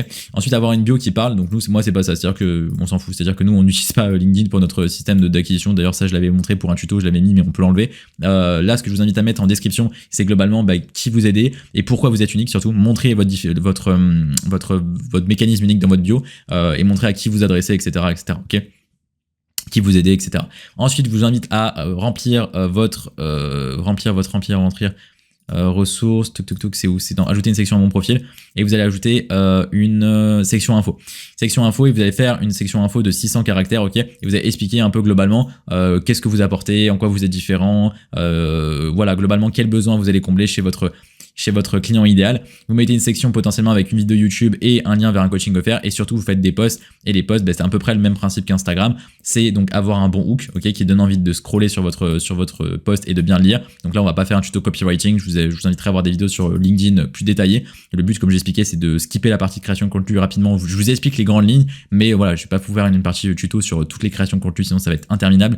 Et ensuite donc d'avoir une image derrière qui représente un peu ce que finalement le post. Donc, par exemple là vous allez pouvoir aller voir mon LinkedIn, globalement ce que j'ai fait. Nous on s'en sert pas comme système d'acquisition. Mais voilà, globalement, vous voulez avoir quelque chose comme ça, tous les entrepreneurs à succès, ont un point en commun. Là, vous cliquez et hop, vous avez tous les points en commun. C'est un post qui détaille globalement, qui est assez aéré, etc. Et sur Facebook, si vous le faites sur Facebook, globalement, Facebook, c'est à peu près pareil qu'Instagram. Vous mettez juste une bonne description qui explique de quoi ça parle et vous mettez des vidéos. Moi, je vous conseille de faire Facebook, Instagram, la même chose. Voilà, ça marche plutôt bien. Vous pouvez mettre quelques posts à la LinkedIn sur Facebook et ça fonctionnera aussi très bien. Donc voilà, globalement, vous avez donc tout ce qu'il faut pour justement avoir un bon système organique. Je sais, ça allait assez vite, mais je ne peux pas prendre plus de temps là-dessus, sinon la vidéo durait beaucoup trop longtemps. Mais au moins, je vous ai donné les grandes lignes sur qu'est-ce qu'un bon contenu, pourquoi faire du contenu c'est important, comment faire un bon tournage, un bon montage, bref, absolument tout sur qu'est-ce que vous devez faire finalement pour avoir un compte plutôt OK. Et ensuite, de toute façon, je pense que vous êtes à peu près tous OK là-dessus sur savoir faire un bon compte, etc. De ce que je vois, vous démerdez à chaque fois pas trop mal, même si c'est pas génial. Ça permet, vous inquiétez pas, c'est le strict minimum. Ce que vous faites à chaque fois, de ce que je vois, c'est plutôt good pour au moins avoir des clients. Et derrière, l'idée, c'est effectivement qu'on va bosser sur l'acquisition client en profondeur, donc l'acquisition mécanique. Donc on se retrouve du coup maintenant tout de suite pour l'acquisition mécanique. Ok, donc pour l'acquisition mécanique, comment ça se déroule? Très simplement, l'acquisition mécanique, comme je vous l'ai expliqué, c'est la prospection, envoyer des messages à des personnes sur Instagram. Donc ici, justement, je vais vous donner tous les points, tout ce que vous devez faire dans cette vidéo, dans cette partie de vidéo, pour que vous ayez énormément d'appels. Ok, donc littéralement, on a le meilleur système mécanique, je pense, qui puisse exister sur le marché francophone. Enfin, je connais pas des gens qui ont des meilleurs stats que ce qu'on a. Globalement, déjà avec 100 messages, vous pouvez avoir une dizaine d'appels.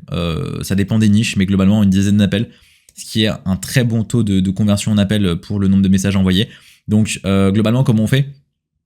On va voir ça justement, je vais vous donner toutes les étapes, donc comment trouver justement les potentiels clients, les clients idéaux sur les réseaux sociaux, quels messages envoyer, etc. On va tout voir directement. Donc premièrement, vous devez comprendre où se trouvent vos clients potentiels, s'ils se trouvent sur LinkedIn, Instagram ou Facebook. De là, évidemment, vous allez alimenter le réseau social où ils sont le plus présents, évidemment. Même si je vous conseille de tous les alimenter, c'est toujours bénéfique. Mais bon, nous, par exemple, LinkedIn, ça sert pas à grand-chose dans notre cas. Donc, on se concentre principalement sur Instagram. Et bientôt, potentiellement, Facebook, on va essayer de tester dessus. Pour l'instant, on n'est pas trop présent.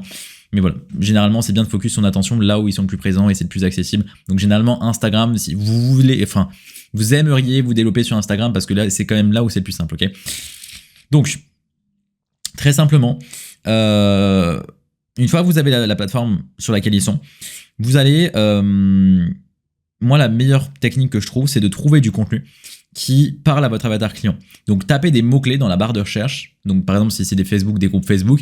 Sur LinkedIn, vous avez aussi des groupes LinkedIn, mais vous allez surtout potentiellement sur des publications qui parlent à votre audience. Donc, tapez des mots-clés pour trouver des publications qui parlent à votre audience. Sur Instagram, c'est pareil, des Reels, des réels, des vidéos qui parlent à votre audience. Et de là, ce que vous allez faire... Sur Instagram, il y a une technique, c'est de adapter son feed Instagram par rapport à votre avatar client, c'est-à-dire que votre pour-toi, vous scrollez sur Instagram, l'adapter pour que ça ressemble littéralement à votre avatar client. Donc ce que je vous invite à faire, c'est interagir avec les publications, des mots-clés que vous avez recherchés, les partager, les liker, etc. Et ça va se faire automatiquement. Mais sinon, à part cette technique-là qui est pas mal, vous allez tout simplement dans les publications qui sont dans les mots-clés que vous avez tapés. Et donc directement, si vous avez tapé des bons mots-clés qui parlent du coup à votre avatar client-là, votre avatar client-là aura de grandes chances d'avoir interagi avec ce genre de contenu-là. Et donc, justement, vous allez aller sur ce type de contenu-là et vous allez aller dans les likes de ces contenus, ok? Donc, voilà, tapez des mots-clés sur Instagram, nanana, testez plusieurs mots-clés pour trouver du contenu pertinent, ok? Et ensuite, allez dans les likes et identifier les bons profils. Donc, vous allez dans les likes de ces contenus-là, vous allez regarder qui a liké. Et de là, vous allez faire rapidement, en fait, on va dire une sorte d'analyse de voir si les profils sont pertinents. Donc, est-ce que c'est un profil sérieux ou un compte fake? Faites attention à ça, le nombre d'abonnés, si c'est abusé, n'envoyez pas. Le nombre d'utilisateurs, voilà, faire voir si c'est des comptes à peu près qualifiés entre guillemets ou un peu trop inactifs ou suspects. Envoyer des messages, enfin on va commencer à trier, on va pas envoyer des messages maintenant, je vais vous expliquer ensuite comment envoyer des messages, mais dans tout cas pour trouver les comptes, vous allez sélectionner de cette manière-là, d'accord? Donc ça on va dire, c'est la première technique. Attention, petit tips, faites attention de ne pas aller sur les comptes où il y a trop de créateurs, influents, etc. C'est-à-dire, je vous conseille de taper des mots-clés et pas des comptes de vos concurrents, même si avec les comptes de concurrents ça peut passer.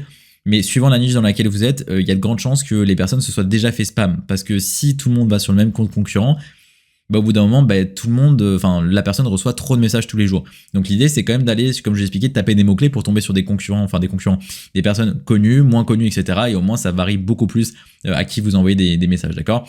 Donc ça, c'est pour savoir où est-ce que vous allez trouver vos prospects. Maintenant, il y a aussi une partie très importante, c'est que avant d'envoyer quelconque message, c'est aussi de adapter votre profil. Donc on a vu jusqu'à maintenant, vous devez avoir un profil clean, on l'a vu dans la dernière partie, donc avoir un profil avec des bonnes bannières, etc., etc. super important, d'avoir des stories à la une qui parlent à votre avatar, une photo de profil professionnel, et surtout faites attention à votre bio, justement on va en parler un peu plus en détail maintenant.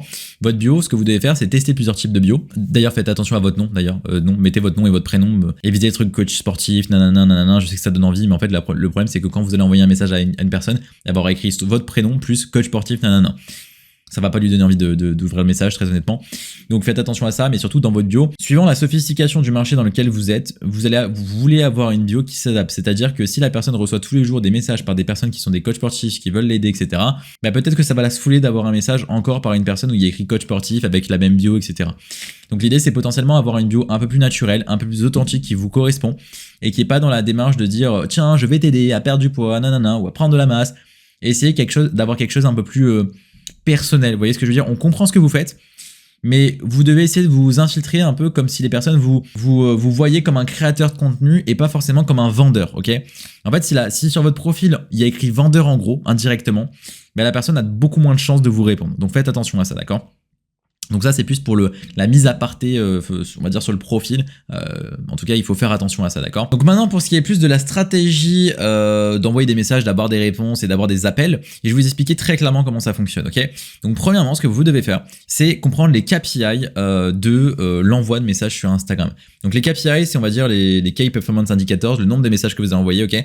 Donc vous devez respecter une stat, en tout cas sur Instagram, ça va être 50 messages toutes les 24 heures et 15 messages par heure. Sur Facebook, c'est à peu près la même chose. Et sur LinkedIn, c'est 28 demandes de connexion par jour. Enfin, c'est surtout par semaine, il y en aura 200, donc ça fait près de 28 par jour. Et du coup, voilà, globalement, vous devez respecter ces stats-là pour pas vous faire défoncer par les plateformes et que votre compte ne soit pas bloqué, etc. Ok, ça, c'est la première chose. Maintenant que vous avez ces statistiques-là, ce que vous voulez faire, donc voilà, objectif de ce module, vous voulez donc avoir donc une prospection efficace, etc. On va voir que ces personnes-là, on va leur envoyer donc soit un school, soit une ressource, on va le voir, ça dépend de là où vous en êtes, et faire en sorte, voilà, justement de créer un bon taux d'ouverture de message et derrière avoir les bonnes étapes pour faire en sorte d'avoir un appel. La première étape, c'est réponse, donc le hook, qu'est-ce qui va faire qu'on a un bon taux de réponse, et deuxième étape, ça va être qu'est-ce qui va faire qu'on va avoir un appel. C'est pilier 1 hook, deuxième pilier conversion. Étape 1, le premier message, l'art d'obtenir une réponse. Donc ici, le plus important, c'est que vous ayez une réponse. Donc pour ça, comment vous allez faire? Vous allez créer un Google Doc avec 10 messages différents. Ces messages-là, ce que vous allez devoir faire, c'est faire en sorte qu'ils soient courts, personnalisés avec le prénom, et vous devez poser une question simple qui va susciter une réponse simple. C'est-à-dire que la personne en face ne doit pas réfléchir pour répondre. Elle doit pas se dire non. Ça doit être une réponse limite en automatique. Elle doit limite ne pas faire exprès de répondre. Elle doit se dire, ça doit attiser la curiosité, ok, pour que la personne se dise pourquoi il m'envoie ça, mais en même temps qu'elle se dise ça attise ma curiosité, mais j'ai envie de répondre et je vais répondre ça. Je vais répondre à un message simple, ok. Donc ce que vous voulez faire, voilà, c'est envoyer au moins le message 100 fois à chaque fois pour voir les résultats et vous les analysez ensuite. Et si un message n'obtient pas au moins 20% de réponse, c'est qu'il est à jeter automatiquement. Normalement, si vous faites les choses bien, vous allez avoir un message qui est minimum à 20% de réponse. L'idée, c'est de trouver un message qui est entre 20 et 50% de réponse, 60%. Okay, j'ai certains de mes clients, ils montent à 50, 55, 60%. L'idée, c'est que vous ayez un message au moins à 30, 35%, c'est très bien. Ok. Donc, testez un maximum de messages. Vous devez vraiment avoir des messages qui, voilà, je peux pas dire plus simple, qui attisent la curiosité de votre personne, de l'avatar client. Donc, ça doit être en lien évidemment avec le domaine dans lequel vous visez. Mais par exemple, si c'est pour de la perte de poids, vous n'allez pas lui dire « Hey, t'as déjà pensé à perdre du poids ?» Non. Alors là, je vais pas forcément pouvoir lui en demander un. Ce serait peut-être une question par rapport à un régime connu. Est-ce que... voilà, là, ce serait un peu plus généraliste, donc il faudrait vraiment réfléchir. C'est pas mon avatar client. Encore une fois, tout est question d'avatar client. Plus vous connaissez l'avatar client, plus vous savez sur quoi il est susceptible de réagir. Qu'est-ce qui pourrait susciter son attention? C'est juste un peu de curiosité avec une réponse simple de son côté, tout simplement. Donc, et que ce soit personnalisé, c'est-à-dire que c'est pas un truc générique. C'est-à-dire que ça doit être limite possible, mais que dans votre niche, d'accord? Je vous laisse méditer là-dessus, je peux pas vous donner de réponse parce qu'en fait, c'est de chacun de mes clients, ils ont jamais les mêmes messages, d'une niche à l'autre, ça varie, etc., etc., ok? Donc, au moins 20% de réponse. Ensuite, une fois que la personne vous a répondu, ce que vous voulez faire, c'est, donc là, j'ai créé un school parce que globalement, c'est ce que j'avais là, c'est ce que j'utilise, c'est le document que je vous ai donné sur mon school offert, donc privé, qui est dans la description. C'est les cours que je vous ai donnés, que je vous retranscris du coup sur YouTube, enfin, une partie des cours, pas tous. Et du coup, globalement, moi, je vous incitais à créer un school. Alors, c'est parce que c'est cette partie-là que je vous ai pas parlé. Oui et non. C'est-à-dire que le school, c'est bien. Donc, le school, c'est voilà, une application où vous créez une communauté, vous pouvez mettre des modules vidéo, etc. dessus. C'est super, ok. Mais suivant la niche dans laquelle vous êtes, c'est pas forcément l'idéal. Il y a même, en vrai, il y a très peu de niches où le school fonctionne. Enfin, ça dépend vraiment de la niche. Ce que vous devez faire, en fait, c'est vous dire par rapport à votre avatar client, moi je suis l'avatar client, quelles ressources j'aimerais recevoir, c'est-à-dire quelles ressources me donneraient vraiment envie de créer du lien, de répondre à la personne, etc. Vraiment, il faut que vous vous mettiez dans une situation où, vous vous mettez à la place de la personne et vous vous dites, je suis cette personne, quelles ressources je serais limite prêt à payer 500 € pour l'avoir, ok? Donc, est-ce que c'est plus un PDF interactif? Est-ce que c'est plus, je sais pas moi, une vidéo YouTube un peu plus longue? Est-ce que du coup c'est un school? Est-ce qu'il y a plein de ressources possibles? Il y a une vidéo par exemple, j'ai des clients qui ont fait un site avec 4 vidéos, qui sont une sorte de mini masterclass en 4 vidéos, voilà. Pour y accéder, il faut juste mettre son numéro de téléphone et son email. Je vous invite à capturer les emails et les numéros de téléphone, ça sert toujours. Ce que vous devez faire, c'est juste trouver la ressource de la personne qui est vraiment, pas une ressource que vous faites en 2-2, c'est vraiment une ressource que vous pourriez vraiment vendre. Comme cette vidéo que je suis en train de faire. C'est une ressource que je pourrais vendre. Donc c'est voilà, c'est vraiment ça que vous devez essayer de faire. Et il n'y a pas une ressource qui est meilleure qu'une autre, ok? C'est la ressource la plus adaptée à votre avatar client, tout simplement. Il n'y a pas de meilleure ressource qu'une autre. Donc là, bon taux de réponse. Et derrière, ce que vous faites, c'est globalement lui présenter la ressource et lui dire écoute, nanana, voici la ressource, blablabla. Vous le faites très rapidement. Vous faites par exemple un petit message vocal. Il y a plusieurs façons de faire. Ou une vidéo par exemple un peu personnalisée, etc. que vous pouvez faire. Et vous lui expliquez voici le school, nanana, voici le PDF, voici l'ebook que j'ai fait. Voici, voilà, j'ai créé 4 vidéos exprès pour toi, un guide offert, un truc interactif. Soyez inventif, trouvez une ressource. Donc faites pas un truc, voilà, le school c'est on va dire la solution facile. En plus ça coûte de l'argent, donc je vous recommande pas forcément si vous commencez. Et comme je l'ai dit, dans toutes les niches ça fonctionne pas forcément. Si les personnes, vous voyez que, enfin, ça dépend. Est-ce que vous les connaissez? Elles se diraient tiens, est-ce que cette personne-là, ils vont aller sur une communauté, regarder des vidéos? Ça dépend des personnes, ça dépend de la niche, de la qualité des prospects que vous visez, ok? Donc voilà. Donc la première chose à faire, c'est ça. C'est première étape, book, taux de réponse. Deuxième étape, on envoie une ressource. Et troisième étape, ce que vous allez faire, c'est attendre. Moi, ce que je vous conseille, c'est d'attendre au moins 24 heures, 48 heures. Et ensuite, vous allez revenir vers la personne. Et là, c'est très simple. Ce que vous allez faire, c'est lui poser des questions. Lui poser des questions très simples pour comprendre, on va dire, ses objectifs actuels et ses problématiques. Mais ça va pas être une séance de questions. C'est-à-dire qu'il n'y a pas un script précis. Ok, c'est pour ça que là, il n'y a pas de script. Je pourrais aller même sur un autre document qui est un peu plus complexe que celui-ci. Mais c'est pas mon but. Mon but, c'est de vous parler. Là, on se parle. Regardez, je me mets en plein milieu. Vous devez comprendre qu'un bon setting, une bonne prospection, c'est une prospection humaine dans une démarche d'aider et pas de vendre. Donc ça veut dire que la personne, elle vous a répondu. Vous lui avez envoyé la ressource et la ressource va vraiment l'aider. En tout cas, c'est quelque chose qui l'aide. C'est-à-dire que vous l'acceptez, elle s'est dit, ok, ça va vraiment m'aider. Et la troisième étape, c'est justement de créer cette connexion et pas de faire une question-réponse en mode et ça, parce que moi je reçois des fois, je me fais prospecter, je vois un peu comment les gens prospectent.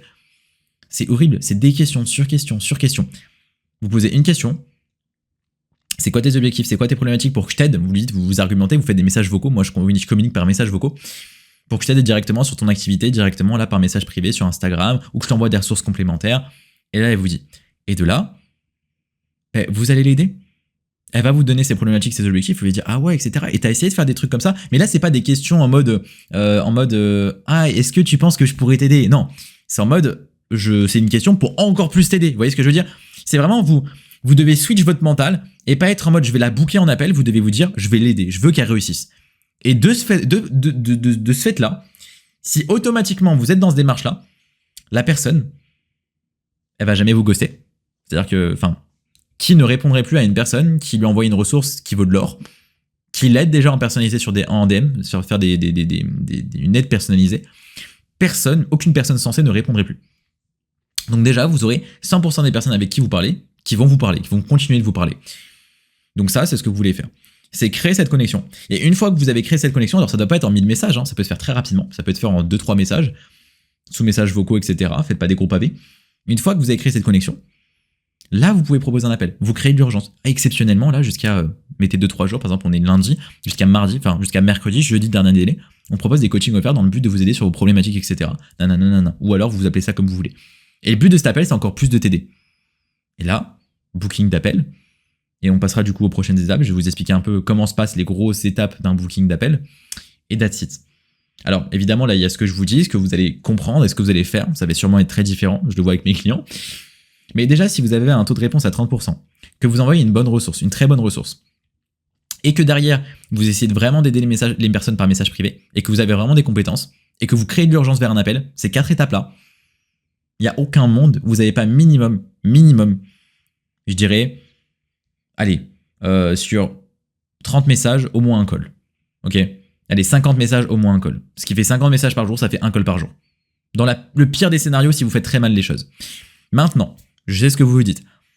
Ah, mais si j'ai pas de réponse, nan.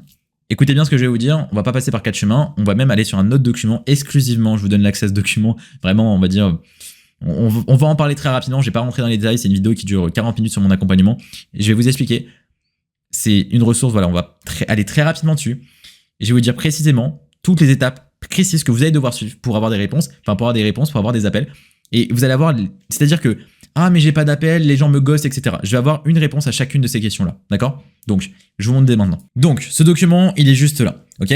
Donc ici, vous avez compris qu'il y a 2 étapes pour la question client. Il y a le taux de réponse et le taux de conversion en appel. Vous avez 3 facteurs qui vont influencer votre taux de réponse. Le ciblage, le message et votre profil.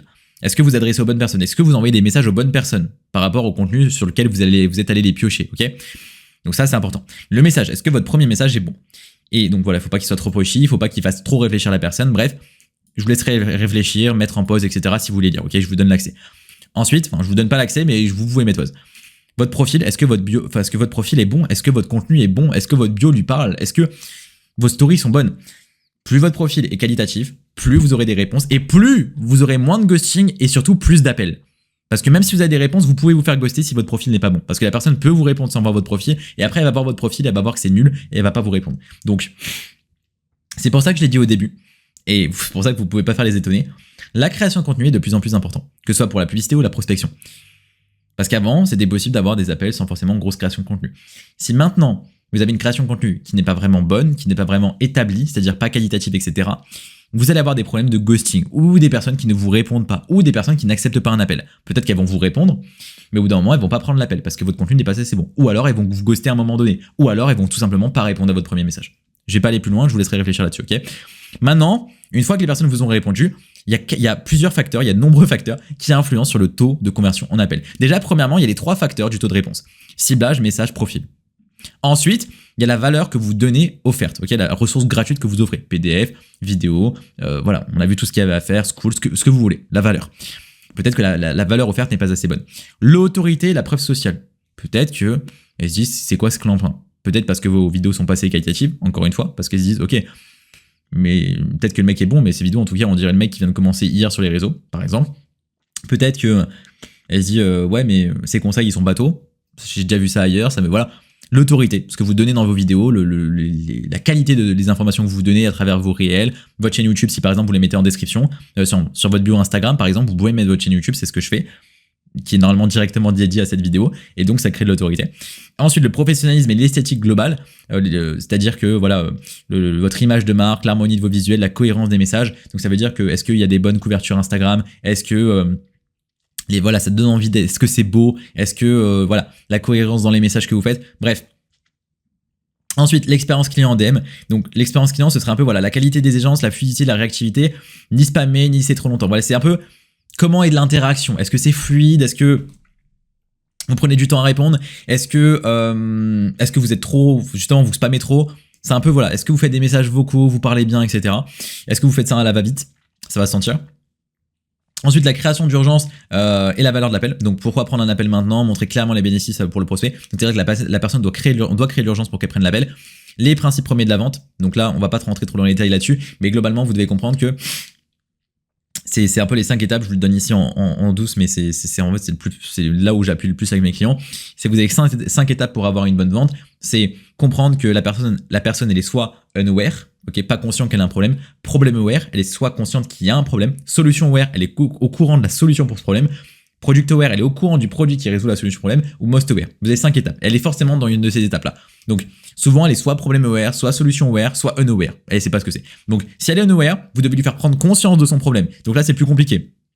Donc potentiellement lui poser une question pour qu'elle-même prenne conscience de son problème. Par exemple, ah ouais, tu fais du crossfit et du coup ça se passe bien, etc. Ouais, à fond, etc., etc. Et du coup, ah ouais, et quand tu fais ce mouvement-là, du coup, t'es jamais gêné? Ah si, un petit peu, ouais. Et la personne n'avait pas conscience qu'elle avait ce problème-là. Elle dit, c'est vrai que je suis gêné, mais ça me fait pas mal. Mais je suis gêné. Et je pourrais faire mieux. Problème, ok. Donc là, les problèmes aware. Si la personne est problème aware, du coup, à ce moment-là, ok, lui dire, et depuis combien de temps dure, combien de temps ça dure, etc. Et l'aider, du coup, dans son problème pour lui apporter une solution. Et vous lui apportez la solution. Et du coup, elle va comprendre ce que c'est la solution. Et donc, elle va vouloir en savoir plus, elle va discuter avec vous, ok? réécoutez ce passage parce que c'est important, c'est de la valeur en or ce que je vous donne. Et ensuite, si jamais elle est déjà solution aware, qu'elle connaît les solutions, ouais, elle connaît les solutions.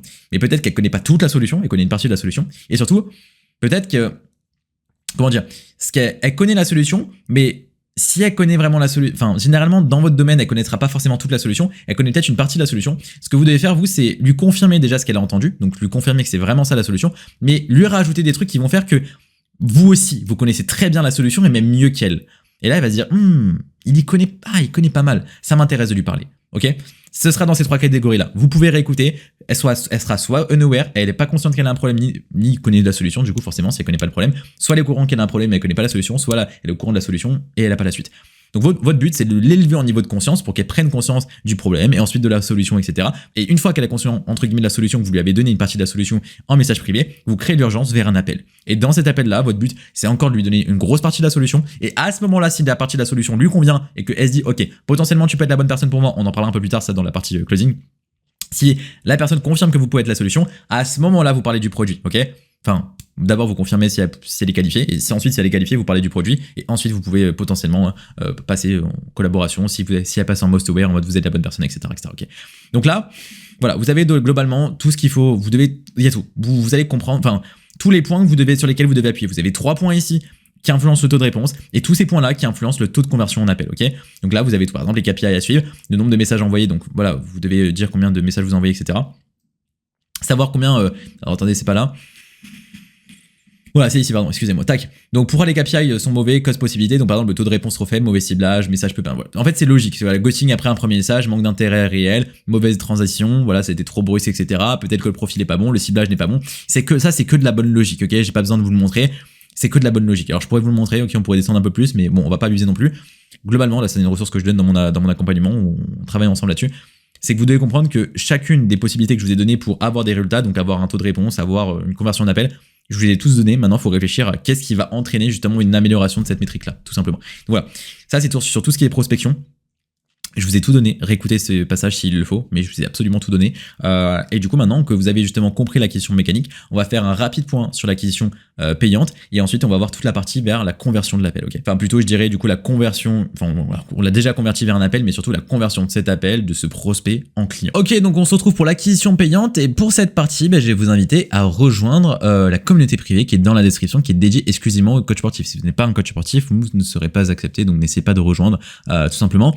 Donc cette partie, donc je ne peux pas vous la faire ici parce que ce sera trop long. Je vous ai donné accès à une partie gratuite qui est déjà très bien pour du gratuit, honnêtement. Je vous donne vraiment pas mal de choses. Pour le coup, c'était une ancienne partie que je donnais dans mon accompagnement payant. Donc c'était une partie, on va dire, c'est les premières vidéos qui étaient faites pour l'accompagnement payant. C'était pas un truc ultra complet, ça avait juste pour but d'expliquer les grands principes, et après on faisait beaucoup de personnalisation, surtout en one-one, pour avoir quelque chose d'ultra complet. Donc voilà, vous pouvez aller checker ça. Vous avez tout ce qui est introduction, voilà, choix du funnel, quel funnel choisir, le copywriting, comment écrire vos publicités, comment faire en sorte qu'elles soient bonnes, avoir quel type de montage vidéo avoir, création de la VSL, tunnel de vente, pixel, création de campagne publicitaire, automatisation make, emailing. Vous avez tous les grands principes qui vont vous permettre d'être rentable en publicité. Là-bas, je vous explique absolument tout, ok? Alors, je vous conseillerais jamais de commencer par la publicité si vous ne faites pas déjà 3000, 4000, 5000 stats déjà tous les mois avec la prospection. Je vous dirais pas de ne pas apprendre la publicité, mais je dirais en fait, vous devez pas forcément faire de l'argent en prospection pour faire de la publicité, mais je vous conseille d'avoir une source d'argent à côté, parce que, et surtout un bénéfice tous les mois qui arrive pour investir en publicité.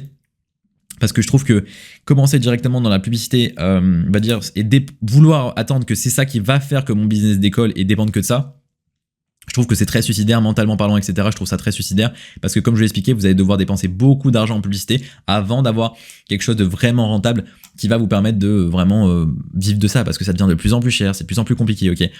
Donc vraiment, moi, le plus gros conseil que j'ai à vous donner, c'est ce que je donne comme conseil à tous mes clients. On commence par une acquisition hybride, où on va faire du coup de l'organique pour la vitrine, ce qui va faire justement, vous avez vu qu'on crée de l'autorité, etc., etc. Et ensuite, à côté de ça, on va faire de l'acquisition mécanique justement pour mettre en avant ce profil-là, créer des discussions, et ensuite justement, potentiellement avoir des appels, etc., etc. Et de ces appels-là, on convertit, et ce cash flow-là qu'on génère, potentiellement le réinjecter pour investir en vous et en publicité, ok? Donc je vous laisserai rejoindre ça. Et donc directement, maintenant qu'on a vu du coup jusqu'à présent les fondations de votre activité, le choix de marché, l'avatar client, l'offre, on a vu comment justement avoir une acquisition client prédictible, donc par l'organique et ensuite par tout ce qui est mécanique, etc. Maintenant, on va voir comment convertir tous les clients que vous avez eu jusqu'à maintenant, tous les appels que vous avez eu, tous les potentiels prospects, les prospects tout simplement, en clients réels. Ok, donc maintenant on va voir comment convertir ces appels en clients. Ok, donc juste avant de commencer, ce que vous devez comprendre, c'est qu'il y a aussi une chose très importante, c'est ce qui va se passer avant l'appel. J'ai pas fait de détails là-dessus parce que bon, je peux pas tout vous montrer non plus parce que c'est pas parce que je ne veux pas, c'est juste que ça va durer trop longtemps. Mais évidemment, mettez en place des process avant que la personne arrive en appel, donc faire en sorte évidemment que le booking se fasse de manière pro. Donc par exemple, utiliser Calendly, voilà, vous pouvez mettre des séquences mail, etc. Voilà, Calendly. Vous pouvez du coup faire en sorte de, ok, la personne réserve, etc. Vous avez un calendrier, vous la réservez à sa place, c'est ce que je vous conseille par discussion Instagram. Derrière, vous avez des séquences mail qui vont lui donner par exemple plus de valeur, donc des séquences mail où vous présentez votre chaîne YouTube, la personne peut aller sur votre chaîne YouTube et voir vos vidéos, ou alors sur votre compte Instagram. Faire un groupe WhatsApp où vous allez lui détailler comment ça va se passer, préparer une page de confirmation où vous allez montrer un peu, donc une vidéo qui confirme comment se déroule l'appel, une vidéo qui donne un peu plus de valeur, des témoignages, bref. Vous devez faire en sorte qu'avant l'appel, la personne arrive déjà chaud dans l'appel, entre guillemets, comprenne la valeur, et que ça fasse professionnel, structuré, etc. Donc voilà, avec un système NIO, il y a pas mal de choses à mettre en place. Je ne peux pas tout montrer, ça durait beaucoup trop longtemps, et c'est pas ça qui va vous permettre d'avoir des résultats, mais ça va grandement influer parce que comme je vous l'ai expliqué, il y a de plus en plus de personnes sur le marché, et des petits détails comme ça, comme avoir une page de confirmation, des petites séquences mail, avoir, on va dire, un calendrier propre, un agenda, etc., des rappels. Un groupe WhatsApp, c'est que des choses qui vont faire que vous allez convertir plus facilement. Donc on va pas parler de ça, mais je vous laisserai regarder ça de votre côté, et voilà, je tenais à le préciser parce que c'est important.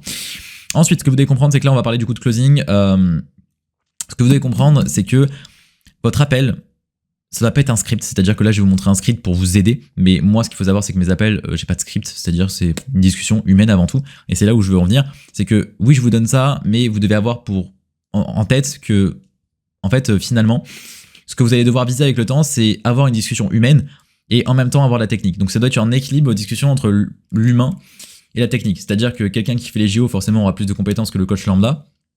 Donc finalement, techniquement, il sera plus intéressant pour la personne quand il va parler, etc., etc. Donc la personne va se dire, ok, c'est intéressant, etc. Le mec a plus de compétences, j'ai envie d'aller avec lui. Et aussi du coup, la partie humain qui va faire que, ok, il y a une connexion émotionnelle, etc., etc. Donc j'ai envie de me diriger vers elle, ok. Donc là, vraiment, vous allez devoir créer ça.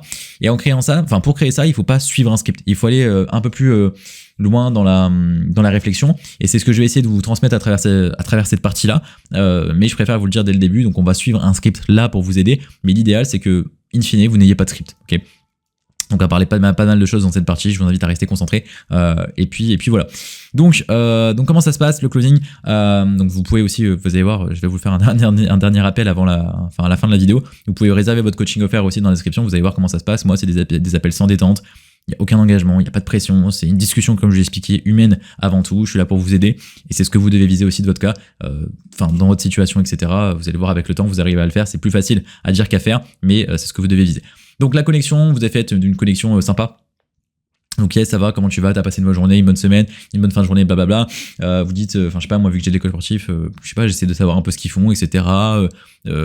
Si ça s'est bien passé, du coup, si c'était en présentiel, bref. Discussion normale, quoi, comme si vous connectez avec quelqu'un que vous connaissez pas, vous posez des questions pas bateau, mais juste, connecter, casser la glace, tout simplement, briser la glace, que savoir d'où il vient, etc. Donc voilà, vous faites ça, une minute ou deux. Derrière, vous demandez s'il a de quoi noter, etc. pour commencer l'appel, et ensuite vous commencez l'appel. L'idée là, c'est que vous cadrez l'appel très simplement. Donc comment on cadre l'appel efficacement? Moi de mon côté, c'est ce que je dis, c'est que en gros l'idée c'est vraiment juste de poser des questions, d'abord comprendre la personne, comment apprendre à la connaître, lui poser des questions pour comprendre ses objectifs, ses problématiques, par rapport à ça lui mettre un plan d'action personnalisé en place justement pour régler tout ça, pour que la personne sorte de cet appel avec une solution. Et derrière l'idée c'est qu'effectivement si de votre côté vous pensez que vous avez une possibilité de l'accompagner, à la fin de l'appel vous lui présenterez comment vous pourriez collaborer et uniquement dans ce cas-là, parce que sinon vous n'aurez aucun mal à lui dire à cette personne-là, à la personne en face de vous, que vous n'êtes pas la bonne personne, le bon interlocuteur pour lui à ce moment-là, ok? Donc voilà, c'est juste ça, donc c'est ces 3 étapes-là. Mettez ce que vous voulez comme texte. Donc je vous invite à l'apprendre par cœur, ok. Moi j'ai plus besoin du texte, mais apprenez-la par cœur. Ne lisez pas, évidemment. Ne lisez pas. Apprenez-le par cœur et ça rentrera et après vous n'aurez aucun mal à le dire, ok. Donc cadrez l'appel. Une fois que vous avez cadré l'appel, du coup, moi ce que j'aime bien faire aussi, c'est juste avant de parler du coup de business. Après, moi avant de parler X, Y, Z, donc de perte de poids, de je sais pas quoi, de ce pourquoi t'es là en gros. Moi j'aime bien savoir aussi connaître la personne, pourquoi elle est là, son parcours et tout, parce que c'est aussi important, ses expériences, etc. Donc petite phrase justement pour introduire. Et de là la personne va commencer à parler, etc., etc. Directement, elle peut donner son problème. Si elle donne pas sa problématique, ce que je vous invite à faire, du coup, c'est de lui demander quelle problématique je pourrais t'aider aujourd'hui à résoudre aujourd'hui. Et du coup, là, la personne va commencer à parler de ses problèmes. Donc, de votre côté, c'est là où je vais vous inviter du coup à effectivement faire rentrer l'émotion, surtout dans la niche du coaching, perte de poids ou des trucs du genre. Il faut faire monter un peu l'émotion.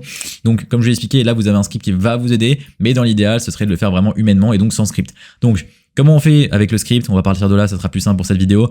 Enfin, quelle répercussion ça a sur ta vie? Enfin, ça peut fonctionner, mais c'est juste que ça dépend de la personne qui est en face de vous. C'est en mode quelle problématique je pourrais t'aider à résoudre aujourd'hui. Ce serait pas forcément quelle répercussion que ça a sur ta vie qu'il faudrait dire, mais plutôt par exemple ouais, nanana, je vais perdre du poids, etc. Parce que, je sais pas, là, je me sens pas à l'aise dans mon corps, etc. Ok, est-ce que tu peux m'en dire plus? Est-ce que, c'est-à-dire, tu te sens pas à l'aise dans ton corps? Pourquoi, justement, t'as envie de perdre du poids? C'est quoi cette raison? Pourquoi ne pas rester comme ça, etc. Vous voulez juste, en fait, essayer de comprendre pourquoi la personne veut le faire. Surtout dans votre problématique, par exemple, dans la perte de poids, on va prendre ça pour l'exemple. Vous voulez juste, c'est une discussion humaine. Et juste de creuser, évidemment, c'est appuyer un peu plus sur le fait de pourquoi faire les choses. Parce que, juste, ok, je veux perdre du poids, ok, super, mais pourquoi tu veux le faire? Et vous allez juste creuser, une fois que la personne, en fait, vous voulez un peu rentrer dans l'émotion, dans ce genre de niche-là. Essayer de dire, c'est-à-dire, enfin, avec des phrases comme ça, c'est-à-dire, est-ce que tu peux m'en dire plus, et par rapport à ça, nanana, comment tu te sens? Donc l'idée, c'est vraiment de creuser. Donc, vous pouvez garder le script pour avoir des exemples de phrases sous les yeux, mais je vous invite pas à faire, ok, quelles répercussions ça a sur ta vie? Est-ce que tu as des exemples de situations? Voilà. L'idée, c'est vraiment d'avoir une discussion humaine. Est-ce que tu peux en dire plus? Ok, tu parles de ça, mais ok, je sais pas, c'est des propos forts. Est-ce que, c'est-à-dire, quand tu parles de ça, est-ce que tu as peut-être un exemple de situation où tu te dis, ouais, à ce moment-là, j'aimerais peut-être avoir un peu moins de poids, etc. Voilà, vous la faites se projeter, ok? Le but de la situation actuelle, sans entrer trop dans les détails, vous faire une vidéo d'1 heure sur le closing, c'est ça. Donc voilà, comment tu te sens par rapport à ça, nanana, à quel point ça impacte dans ton quotidien. Vraiment essayer de comprendre la personne et voir pourquoi elle veut le faire, comment, enfin, aussi qu'est-ce qu'elle a fait potentiellement pour résoudre cette problématique de son côté. Est-ce que ça a déjà fonctionné? Ça, c'est important, c'est la fin, vous voyez. Donc là, vous faites dans l'émotion, donc ça doit durer quand même. Là, vous pouvez passer bien 5-10 minutes là-dessus, même 15 minutes, il n'y a aucun problème. L'idée, c'est de passer quand même du temps là-dessus, de creuser. Et en même temps, ce que je vous invite à faire, c'est pour ça que je vous dis que c'est une discussion aussi humaine, c'est comprendre, voilà, on y arrive en même temps un peu là, c'est comprendre du coup ce que la personne a essayé déjà de mettre en place. Est-ce qu'elle a déjà essayé de mettre en place des choses? Est-ce que ça a fonctionné? Et d'après elle, pourquoi ça n'a pas fonctionné? C'est aussi important de le faire. Si elle a été déçue une fois, essayez de la mettre en perspective du fait que, parce que les gens voient les choses de manière binaire en mode, ah, c'est nul, j'ai pas réussi à avoir des résultats. T'as eu des résultats juste pas ceux que tu espérais, donc faut essayer aussi de regénéraliser les choses, ok, t'as pas eu ce que tu voulais, mais t'as quand même eu des résultats, et en plus on est là ensemble, donc c'est cool. Si t'avais peut-être pas eu ce que t'as eu juste avant, on se serait pas là en appel, donc voilà. Donc l'idée, c'est aussi de rationaliser la personne. Et voilà, si tu ne changes rien à long terme, quel serait le risque pour toi? C'est la dernière phrase. Et donc dans cet aspect-là, donc quand vous posez toutes ces questions, vous essayez en même temps donc de faire de l'émotion, mais en même temps d'essayer de comprendre factuellement ce que la personne fait, qu'est-ce qu'elle fait de bien, qu'est-ce qu'elle fait de mal, pour que derrière vous allez pouvoir lui apporter des solutions. Donc là, moi habituellement ce que je fais, c'est que j'apporte des solutions en même temps, mais je vais pas vous conseiller de le faire parce qu'au début, sinon vous allez être perdu. Mais là, vous gardez, en fait, vous prenez des notes par exemple sur ce qu'elle fait mal, etc., pour que juste après vous puissiez donner des feedbacks et lui dire, ok, toi, ce que je te conseille, c'est de faire ça, ok. Donc émotion plus autorité dans la partie situation actuelle. Ensuite, situation désirée, ce que vous voulez faire, du coup, c'est plus du coup comprendre les objectifs de la personne. Pareil dans l'émotion, du coup, tu m'as dit que tu faisais ça. Et du coup, pour être sûr, toi, c'est quoi voilà, vraiment l'objectif final que tu aimerais atteindre, etc. T'as combien sur 10 en termes de motivation pour aller chercher cet objectif? Pareil, c'est des phrases vraiment bateau, toutes faites, etc.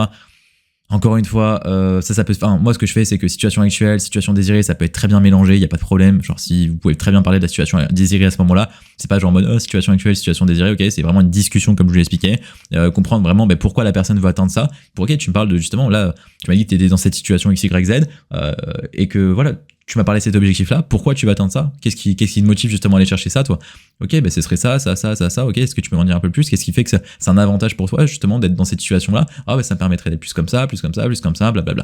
Ok, la personne, elle a fait se projeter, il y a de l'émotion.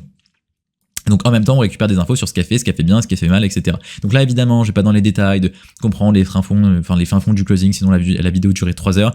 Mais l'idée, c'est juste que vous devez comprendre que, comme je l'ai expliqué, savoir convertir la personne, c'est avoir une discussion humaine et en même temps justement avoir de la technique, faire de l'émotion et de la technique en même temps, humain-technique. Et du coup, l'idée l'idée de finale, si vous voulez avoir une projection de qu'est-ce qu'il faut que vous fassiez globalement, c'est surtout dans votre niche, ça dépend des niches en fait, mais dans votre niche, vous voulez écarter en fait la situation actuelle, c'est-à-dire la situation actuelle de la personne, c'est celle que vous avez creusée au début. Donc ah ouais, je suis comme ça, etc. T'as déjà essayé? Ah non, j'ai jamais essayé, etc. Ok, et du coup, vous pouvez même le mettre ici. Voilà. Attends, où est-ce que je vous l'ai mis? Non, ça on le fait un peu plus tard, pardon. On le fait un peu plus tard. Ce que vous voulez faire, je vais venir juste après. Enfin, vous pouvez le faire là, ce serait peut-être un peu plus simple pour vous. Mais l'idée, en fait, c'est de creuser l'écart. Donc, la situation actuelle, la creuser pour que la personne, ok, dise que, ok, c'est vraiment, entre guillemets, vraiment mal dans ce qu'elle, dans sa peau, par exemple dans la perte de poids, etc., qu'elle a vraiment besoin de ça. Donc, qu'elle doit le mentionner finalement, c'est des questions socratiques. Donc, mentionner le fait que, il faut qu'elle change. Mentionner le fait que l'objectif, elle en a vraiment besoin et c'est quelque chose qu'elle aimerait vraiment avoir, ok. De là, évidemment, donner des feedbacks, etc. Mais l'idée, vous allez voir, ce sera un peu plus bas, je vais venir à la validation. L'idée, ça va être d'écarter, en fait, la situation actuelle et la situation désirée. C'est-à-dire que, ok, à la base, ils sont comme ça. Ok, situation actuelle, situation désirée. L'idée, c'est vraiment d'écarter, d'enfoncer la situation actuelle pour qu'elle soit douloureuse. Évidemment, comme j'expliquais, on ne veut pas être trop comme les closers de base dans l'émotion, nanana, et si tu perds pas de poids, est-ce que tu vas mourir? Enfin, on veut rester normal, humain. C'est pour ça que j'ai dit que j'aime pas les scripts. Donc, l'idée, c'est d'avoir écarté la situation actuelle pour que la personne, voilà, elle soit quand même en mode, ok, il faut que je change. La situation désirée en mode, ok, c'est vrai que c'est un bel objectif, j'avais pas considéré, ah putain, c'est vrai que je pourrais faire ça. Et de là, justement, vous voulez être le pont qui va les amener, du coup, de leur situation actuelle à leur situation désirée. Le but, c'est d'écarter, que ce pont soit loin, que les deux points soient loin, qu'il ait plus sauter de là à là pour y arriver. Et vous devez être justement ce pont qui va l'aider à atteindre ses objectifs. Ok ? Donc la situation actuelle, situation désirée. L'idée, c'est derrière lui donner des feedbacks par rapport à tout ce qu'elle vous a dit, sans sortir de l'émotion, donc toujours rester un peu dans l'émotion. Donc tu vois, tu m'as parlé de ça. Est-ce que toi, ça fait sens? Tu penses que, est-ce que tu as déjà essayé de faire ça et est-ce que ça fait sens de le faire? Tu penses si tu appliques ça. Ah non, ouais, carrément, nanana, c'est vrai que j'avais pas pensé, nanana. Ah ouais, carrément. Et là, vous devez essayer de vous différencier. Parce que dans un marché en 2025 où il y a de plus en plus de personnes qui font exactement la même chose, en mode situation actuelle, situation indésirée, et ensuite un pitch en 3 piliers, et nanana, et tu fais ça, le prix s'étend. Enfin, on souffle en mode, c'est quoi qui vous différencie? Tu vois, il y a rien qui vous différencie. Et donc, pour vous différencier de tout ce qui se fait, la façon elle est simple, c'est de, comme je l'ai expliqué, après avec le temps, vous allez pouvoir intégrer ces feedbacks, faire situation actuelle, situation désirée, feedback en même temps, tout en un, en discussion juste, en discutant avec la personne sans script, ok? Et c'est ce que vous devez faire. Et donc en fait, l'idée derrière ça, c'est de faire en sorte que il y ait une certaine connexion humaine, c'est-à-dire que la personne se dise, ok, c'est vraiment avec elle je veux commencer, ok? Qu'elle dise que vous êtes la bonne personne à travers les feedbacks, donc ça ne doit pas durer trop longtemps, mais vous devez justement montrer votre expertise à travers ça et dire ok, tu pourrais faire ça, sans que ça devienne un cours, mais juste lui expliquer qu'est-ce qu'il faudrait qu'elle fasse. Et en fait, c'est en faisant ça que ça va montrer votre autorité, montrer du coup en quoi vous êtes unique, parce que si vous faites des feedbacks et que votre offre, vous l'avez vraiment travaillé au préalable, comme on l'a vu, et que vous avez un mécanisme unique, etc., la personne va se dire waouh, ok, c'est vrai que j'avais jamais vu ça ailleurs, c'est incroyable, ok. Et par rapport à ça, il me parle de ça, donc des trucs que vous avez mis en place potentiellement. En fait, vous êtes en train de indirectement montrer votre offre. Vous lui dites pas, moi, ce que je propose, c'est ça, mais vous lui expliquez ce elle devrait faire. Et ce elle devrait faire, vous pourrez indirectement dire, je te conseille de faire des recettes comme ça. Nous, par exemple, derrière, dans mon accompagnement, je pourrais t'en parler un peu plus tard, mais déjà, tu vois, j'offre directement aux personnes un livre de 50 recettes, nanana. L'idée, en fait, c'est que la personne je peux pas trop en dire dans là, ce serait trop compliqué de vous le détailler, mais indirectement, vous présentez ce que vous faites. Parce que si vous avez créé votre accompagnement comme la meilleure solution pour la personne pour atteindre ses objectifs, indirectement, vous pouvez lui expliquer, sans lui vendre le truc, que tu dois faire ça, comme je suis en train de le faire. L'idée, c'est de créer une offre, avoir un écosystème, l'acquisition, la conversion. Je suis en train de le faire. Pourtant, vous voyez ce que je veux dire, je suis pas en train de le vendre, juste je vous explique qu'est-ce qu'il faut que vous fassiez. Voilà, l'idée c'est que vous fassiez à peu près la même chose dans l'appel, ok? Donc vous essayez de vous retranscrire de comment vous pouvez le faire, etc. Donc ça, globalement, c'est la grande ligne du feedback. Qu'est-ce que vous devez faire dans ces feedbacks? Faut évidemment, on va le voir juste après. On va peut-être en parler un peu, on va en parler maintenant avant de partir dans la validation.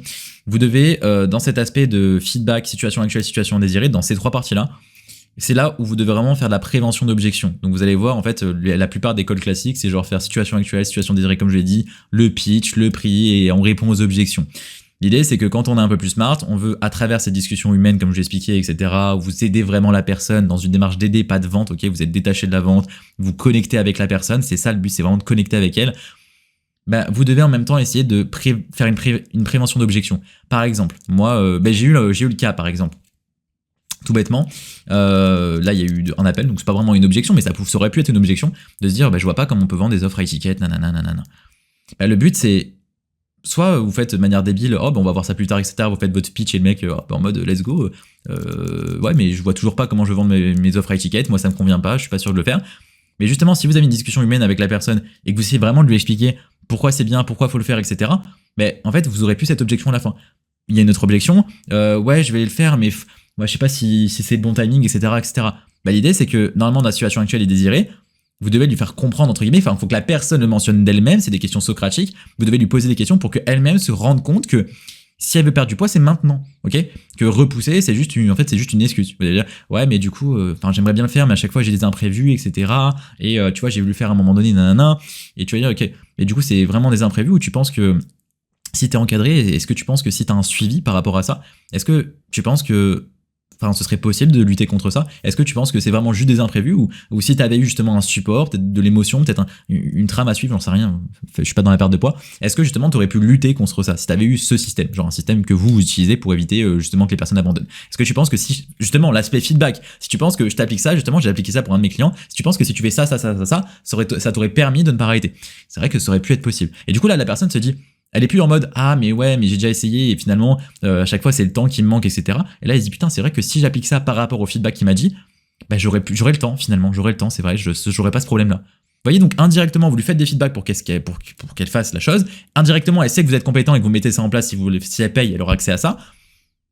Et du coup, elle se dit, c'est plus une objection. Donc en fait, vous voulez vraiment contrer les objections. C'est pour ça qu'on veut faire situation actuelle, situation désirée et feedback en même temps sur le long terme. Et que par rapport à ce que la personne vous dit, vous essayez de comprendre ce qu'elle vous dit. Vous devez faire en sorte que dans votre tête, vous essayez de la capter et voir si c'est le genre de personne qui pourrait passer à l'action. En fait, il y a un peu un feeling de, ok, est-ce que cette personne-là, vous sentez qu'à la fin de cet appel, elle va dire oui? Et si à ce moment-là, vous réfléchissez pendant l'appel et vous vous dites non, pourquoi? Et justement, vous aurez la réponse. Est-ce que vous vous dites, ah, elle connecte pas assez avec moi, je vois qu'il n'y a pas assez de douleur. Ok, donc ça veut dire qu'il n'y a pas assez de douleur. Donc là, moi, ce que je ferais, c'est, honnêtement, c'est en mode, ok, yes, je sais pas, Fabrice, du coup, on a bien discuté jusqu'à maintenant, etc. Et j'avoue que j'ai du mal j'aimerais te donner aussi des conseils, je pense que j'ai quelques feedbacks à te donner, mais j'ai du mal à peut-être voir comment peut-être t'aider, parce que je sais pas, peut-être que je me trompe, hein, mais du feeling que j'ai, peut-être j'arrive pas à voir si vraiment c'est important pour toi de vraiment perdre ces kilos en trop, ou est-ce que c'est plus un objectif, une quête secondaire, ou est-ce que t'as vraiment envie de le faire, et là vous creusez. Et là la personne elle va dire ah non peut-être qu'elle va dire non j'ai vraiment envie de le faire, ou plus non mais c'est pas si important que ça. Et même dans les deux cas vous avez une réponse, parce que si c'est pas si important que ça tu dis ok, et du coup tu peux m'en dire un peu plus sur le fait que c'est pas important, etc.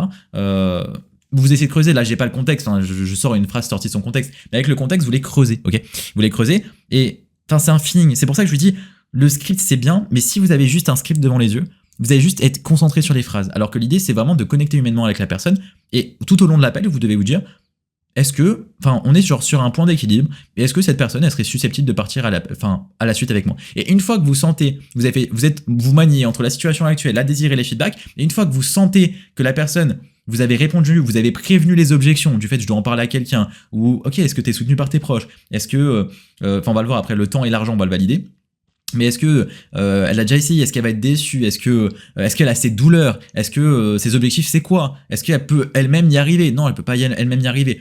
Toutes ces choses-là, si vous avez réussi à les prévenir avant, tout le reste va suivre. Et tout le reste va suivre et vous n'aurez pas d'objection à la fin d'appel.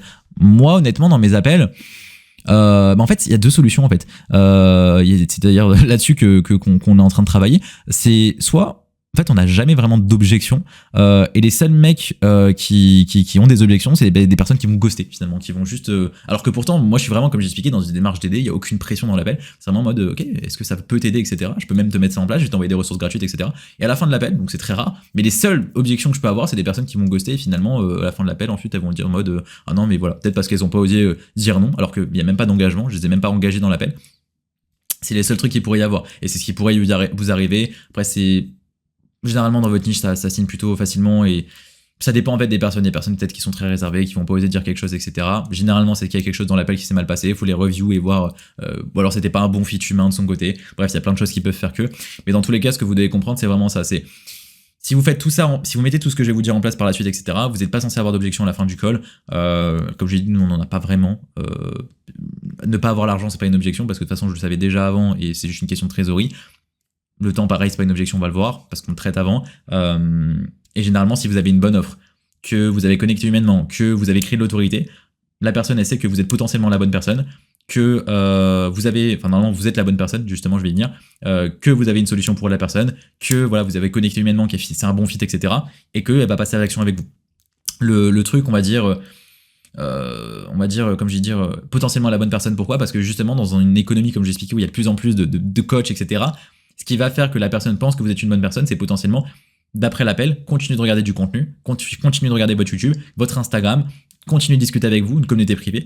Et justement, peut-être que vous êtes refixé un rendez-vous, c'est ce qui se passe, et moi, des fois, avec pas mal de clients, où une semaine, 2 semaines après, on se revoit. Et là, on conclut et on commence, tu vois. Au moins, pendant ces 2 semaines-là, la personne a eu le temps de voir un peu ce que je faisais, de créer une connexion. Et voilà, au moins, on fait pas un truc précipité et on commence un peu plus tard.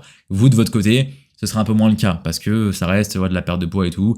Bon, bah, la personne, voilà, elle a un besoin. Ça peut être plus facilement fait dans l'appel. Ça dépend les niches, comme je vous l'ai expliqué. Mais l'idée, c'est vraiment que si ça peut être qu'un problème de confiance, et ce problème de confiance-là, ben, il peut être réglé principalement justement par le contenu que vous allez créer. Le but, c'est qu'elle regarde un maximum de contenu avant le call, mais si elle n'en a pas regardé assez et qu'elle n'a pas assez de confiance, même avec le call, même si elle a créé assez de confiance mais qu'elle lui manque juste un petit truc, ben justement, vous allez pouvoir la rediriger après le call via des éléments, etc. Et si votre contenu est bon, qu'il aide vraiment, que l'appel il a vraiment été bon, que ça l'a vraiment aidé, normalement, à la majorité du temps, ce qui se passe, c'est que la personne revient vers vous. Sinon, il y a un truc qui n'a pas été bon pendant l'appel, ou alors que votre contenu n'est pas assez bon, etc., etc. Ok. Donc voilà, je veux vraiment vous mettre dans une dynamique où, en fait, le 99% de l'appel, c'est ici, en fait. Ok, c'est comprendre la personne humainement, créer de l'autorité, comprendre un peu les objections qu'il pourrait avoir, essayer de les prévenir. Ouais, voilà, that's it, tout simplement. Donc ensuite, ça va être très simple. Validation, ok. Demander, voilà, globalement, vous avez quelques phrases. Vous n'êtes pas obligé de dire tout ça, mais juste essayer. Ça dépend. Des fois, on vient naturellement. En fait, moi, des fois, la validation, on n'en parle même pas finalement, mais juste par rapport à tout ce que vous avez dit, etc.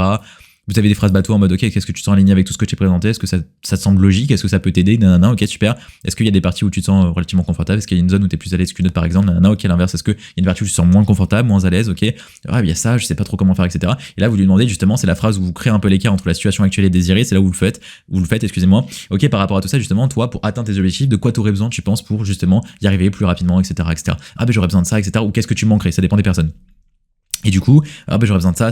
Ok, là c'est la personne, elle manifeste qu'elle aurait besoin de ça. Ok, là vous lui demandez, et si toi tu penses qu'aujourd'hui justement je pouvais t'apporter X, Y, Z, nanana, toutes les ressources que j'ai acquises sur les dernières années, etc. Est-ce que tu penses que si on venait à collaborer ensemble, si on venait à travailler ensemble tous les jours dans la main, etc. pour justement faire en sorte que tu atteignes X, Y, Z, est-ce que tu penses que je pourrais être la solution pour toi? Et là vous lui faites manifester que si oui ou non vous êtes la solution. Si elle dit oui, ou non, enfin si elle dit non, du coup, retravaille dessus, mais si elle dit oui, let's go, ok, et du coup, si on se projetterait de collaborer un peu plus, si on se projetterait un peu plus dans le temps de collaborer ensemble, est-ce que tu aurais du temps à allouer à ça, justement, combien de temps tu aurais alloué, etc. Oh, j'aurais ça, ok, on valide le temps, et ensuite, juste après ça, pour les finances, ok, au-delà d'un investissement de temps, c'est un investissement financier, si jamais tu veux qu'on collabore ensemble, nous, moi, pour un accompagnement, du coup, sur la durée de, par exemple, 4 mois, avec la garantie d'obtenir résultat, de travailler ensemble chaque jour, etc., main dans la main, de communiquer ensemble, on est sur un investissement de prix. Est-ce que toi, pour atteindre tes objectifs, ce serait un investissement qui serait envisageable? Et là, vous voulez pas lui dire qu'elle va le payer, vous lui dites simplement envisageable, ok? Envisageable pour atteindre ton objectif. Point. Après, si la personne est en mode faut que je réfléchisse. Non, alors je demande réfléchir 100%. Je demande simplement si je pars du principe que ce que je vais te présenter, parce que là je t'ai expliqué qu'est-ce qu'il faudrait que tu fasses de ton côté, ok? On n'a pas parlé encore de comment je pourrais t'aider. Si on part du principe que ce que je vais te présenter, ça se correspond à 100%, est-ce qu'à partir de ce principe-là, toi, l'investissement en lui-même, tu es capable de le réaliser? Est-ce que tu as les ressources nécessaires? Vous voulez juste lui faire formuler ça, ok? Et si jamais elle a les ressources nécessaires, elle dit oui. Soit sinon, vous essayez de comprendre, ok, quand ça serait possible. Est-ce qu'il y a des choses qui sont mises en place? Est-ce qu'on pourrait mettre en place des moyens de paiement, etc., etc. Enfin, des facilités de paiement, etc., ok? Ensuite, une fois que vous validez tout ça, le temps, l'argent, etc., là, du coup, après, si c'est pas du tout possible, vous arrêtez là, en fait, vous faites même pas votre speech. En fait, ça sert à rien de faire un speech si la personne n'a même pas l'argent physiquement. Là, elle vous manifeste que, ok, elle a l'argent. Donc là, en fait, vous vous rendez compte qu'à la fin, vous pouvez plus avoir d'objection, c'est pas possible. Ou alors, du ghosting, en mode, oh non, voilà, bye bye. C'est le seul truc qui pourrait arriver. Et ça, justement, il faut essayer de le limiter au maximum, même si, voilà, on est humain, l'humain reste émotionnel, on n'a pas envie de parler, on préfère ghoster plutôt que dire non, ou dire ce qui va pas, même si moi je kiffe justement dans les appels, justement à essayer de comprendre des fois s'il y a quelque chose qui va pas, essayer de le comprendre, parce que c'est comme ça qu'on s'améliore, malgré que moi je peux review mes calls, la seule façon vraiment de savoir ce qui va pas, c'est en comprenant avec une personne qui a un truc qui a pas allé, en lui parlant, ok? Il y a rien de mal à ça, on fait tous des erreurs, l'idée c'est vraiment juste de s'améliorer et d'être dans un processus d'auto-amélioration.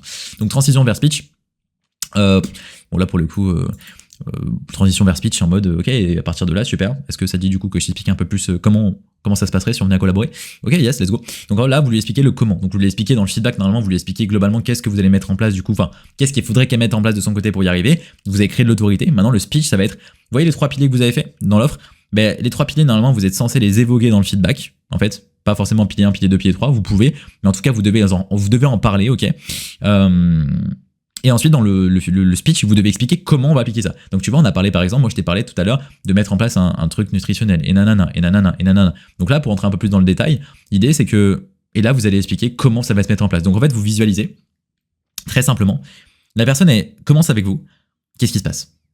Par exemple, je sais pas, ok, bah, au niveau de l'intégration, t'intégrerais directement. Ensuite, on aurait directement une communication ensemble. Ok, 24/24 et sur 7 sur XY plateforme. On pourrait avoir des calls tous les deux, one-one, illimité, justement sur X nombre de mois. Je vais directement t'inscrire, tu vas être directement automatiquement inscrit à la plateforme nanana. Là-bas, de ce fait-là, je vais t'envoyer un formulaire, tu vas pouvoir le remplir. On va ensemble regarder tes informations nanana, ton suivi nutritionnel, etc. Dans 2 jours, ensuite, après la collaboration, ce qu'on va faire, c'est qu'on va se faire un appel. Ensemble, on va voir si le programme te convient, on va faire des tests et on va faire un rappel tous les 7 jours pour voir si c'est totalement aligné, etc. Sur WhatsApp, on va continuer de communiquer. L'idée, c'est que le speech, c'est si vous n'avez pas assez appuyé sur les piliers, vous le rappelez dans le speech, mais vous expliquez concrètement comment ça va se dérouler. Et donc là, par exemple, si vous voulez reparler des piliers, vous pouvez. L'idée, c'est que ça dure pas trop longtemps, mais vu qu'elle sait que vous avez l'expertise et que vous allez l'aider, vous lui expliquez très rapidement les piliers. En mode du coup, et l'idée, c'est qu'à travers ces 3 mois-là, on va bosser sur ça, pilier 1, pilier 2, ça, pilier 3, ça, pour faire en sorte que nanana, t'atteignes tes objectifs. Et le but là, c'est qu'elle ait les accès, on a vu qu'il y avait les accès et les piliers, qu'elle comprenne tout dans ce speech-là, ok? Ça doit pas durer 5-10 minutes, ok? Ça doit durer genre 2-3 minutes, peut-être 4 minutes grand max, mais vraiment 2-3 minutes. Généralement, c'est ça que ça dure. Moi, ça dure vraiment 1 minute 30 le speech, ok? Et là, ben, ok. Et à partir de là, c'est pas compliqué. Vous lui demandez qu'est-ce qui t'a le plus plu dans tout ce que je t'ai présenté, qu'est-ce qui a le plus retenu ton attention. Et là, la personne, elle va dire, bah, il y a ça m'a bien donné.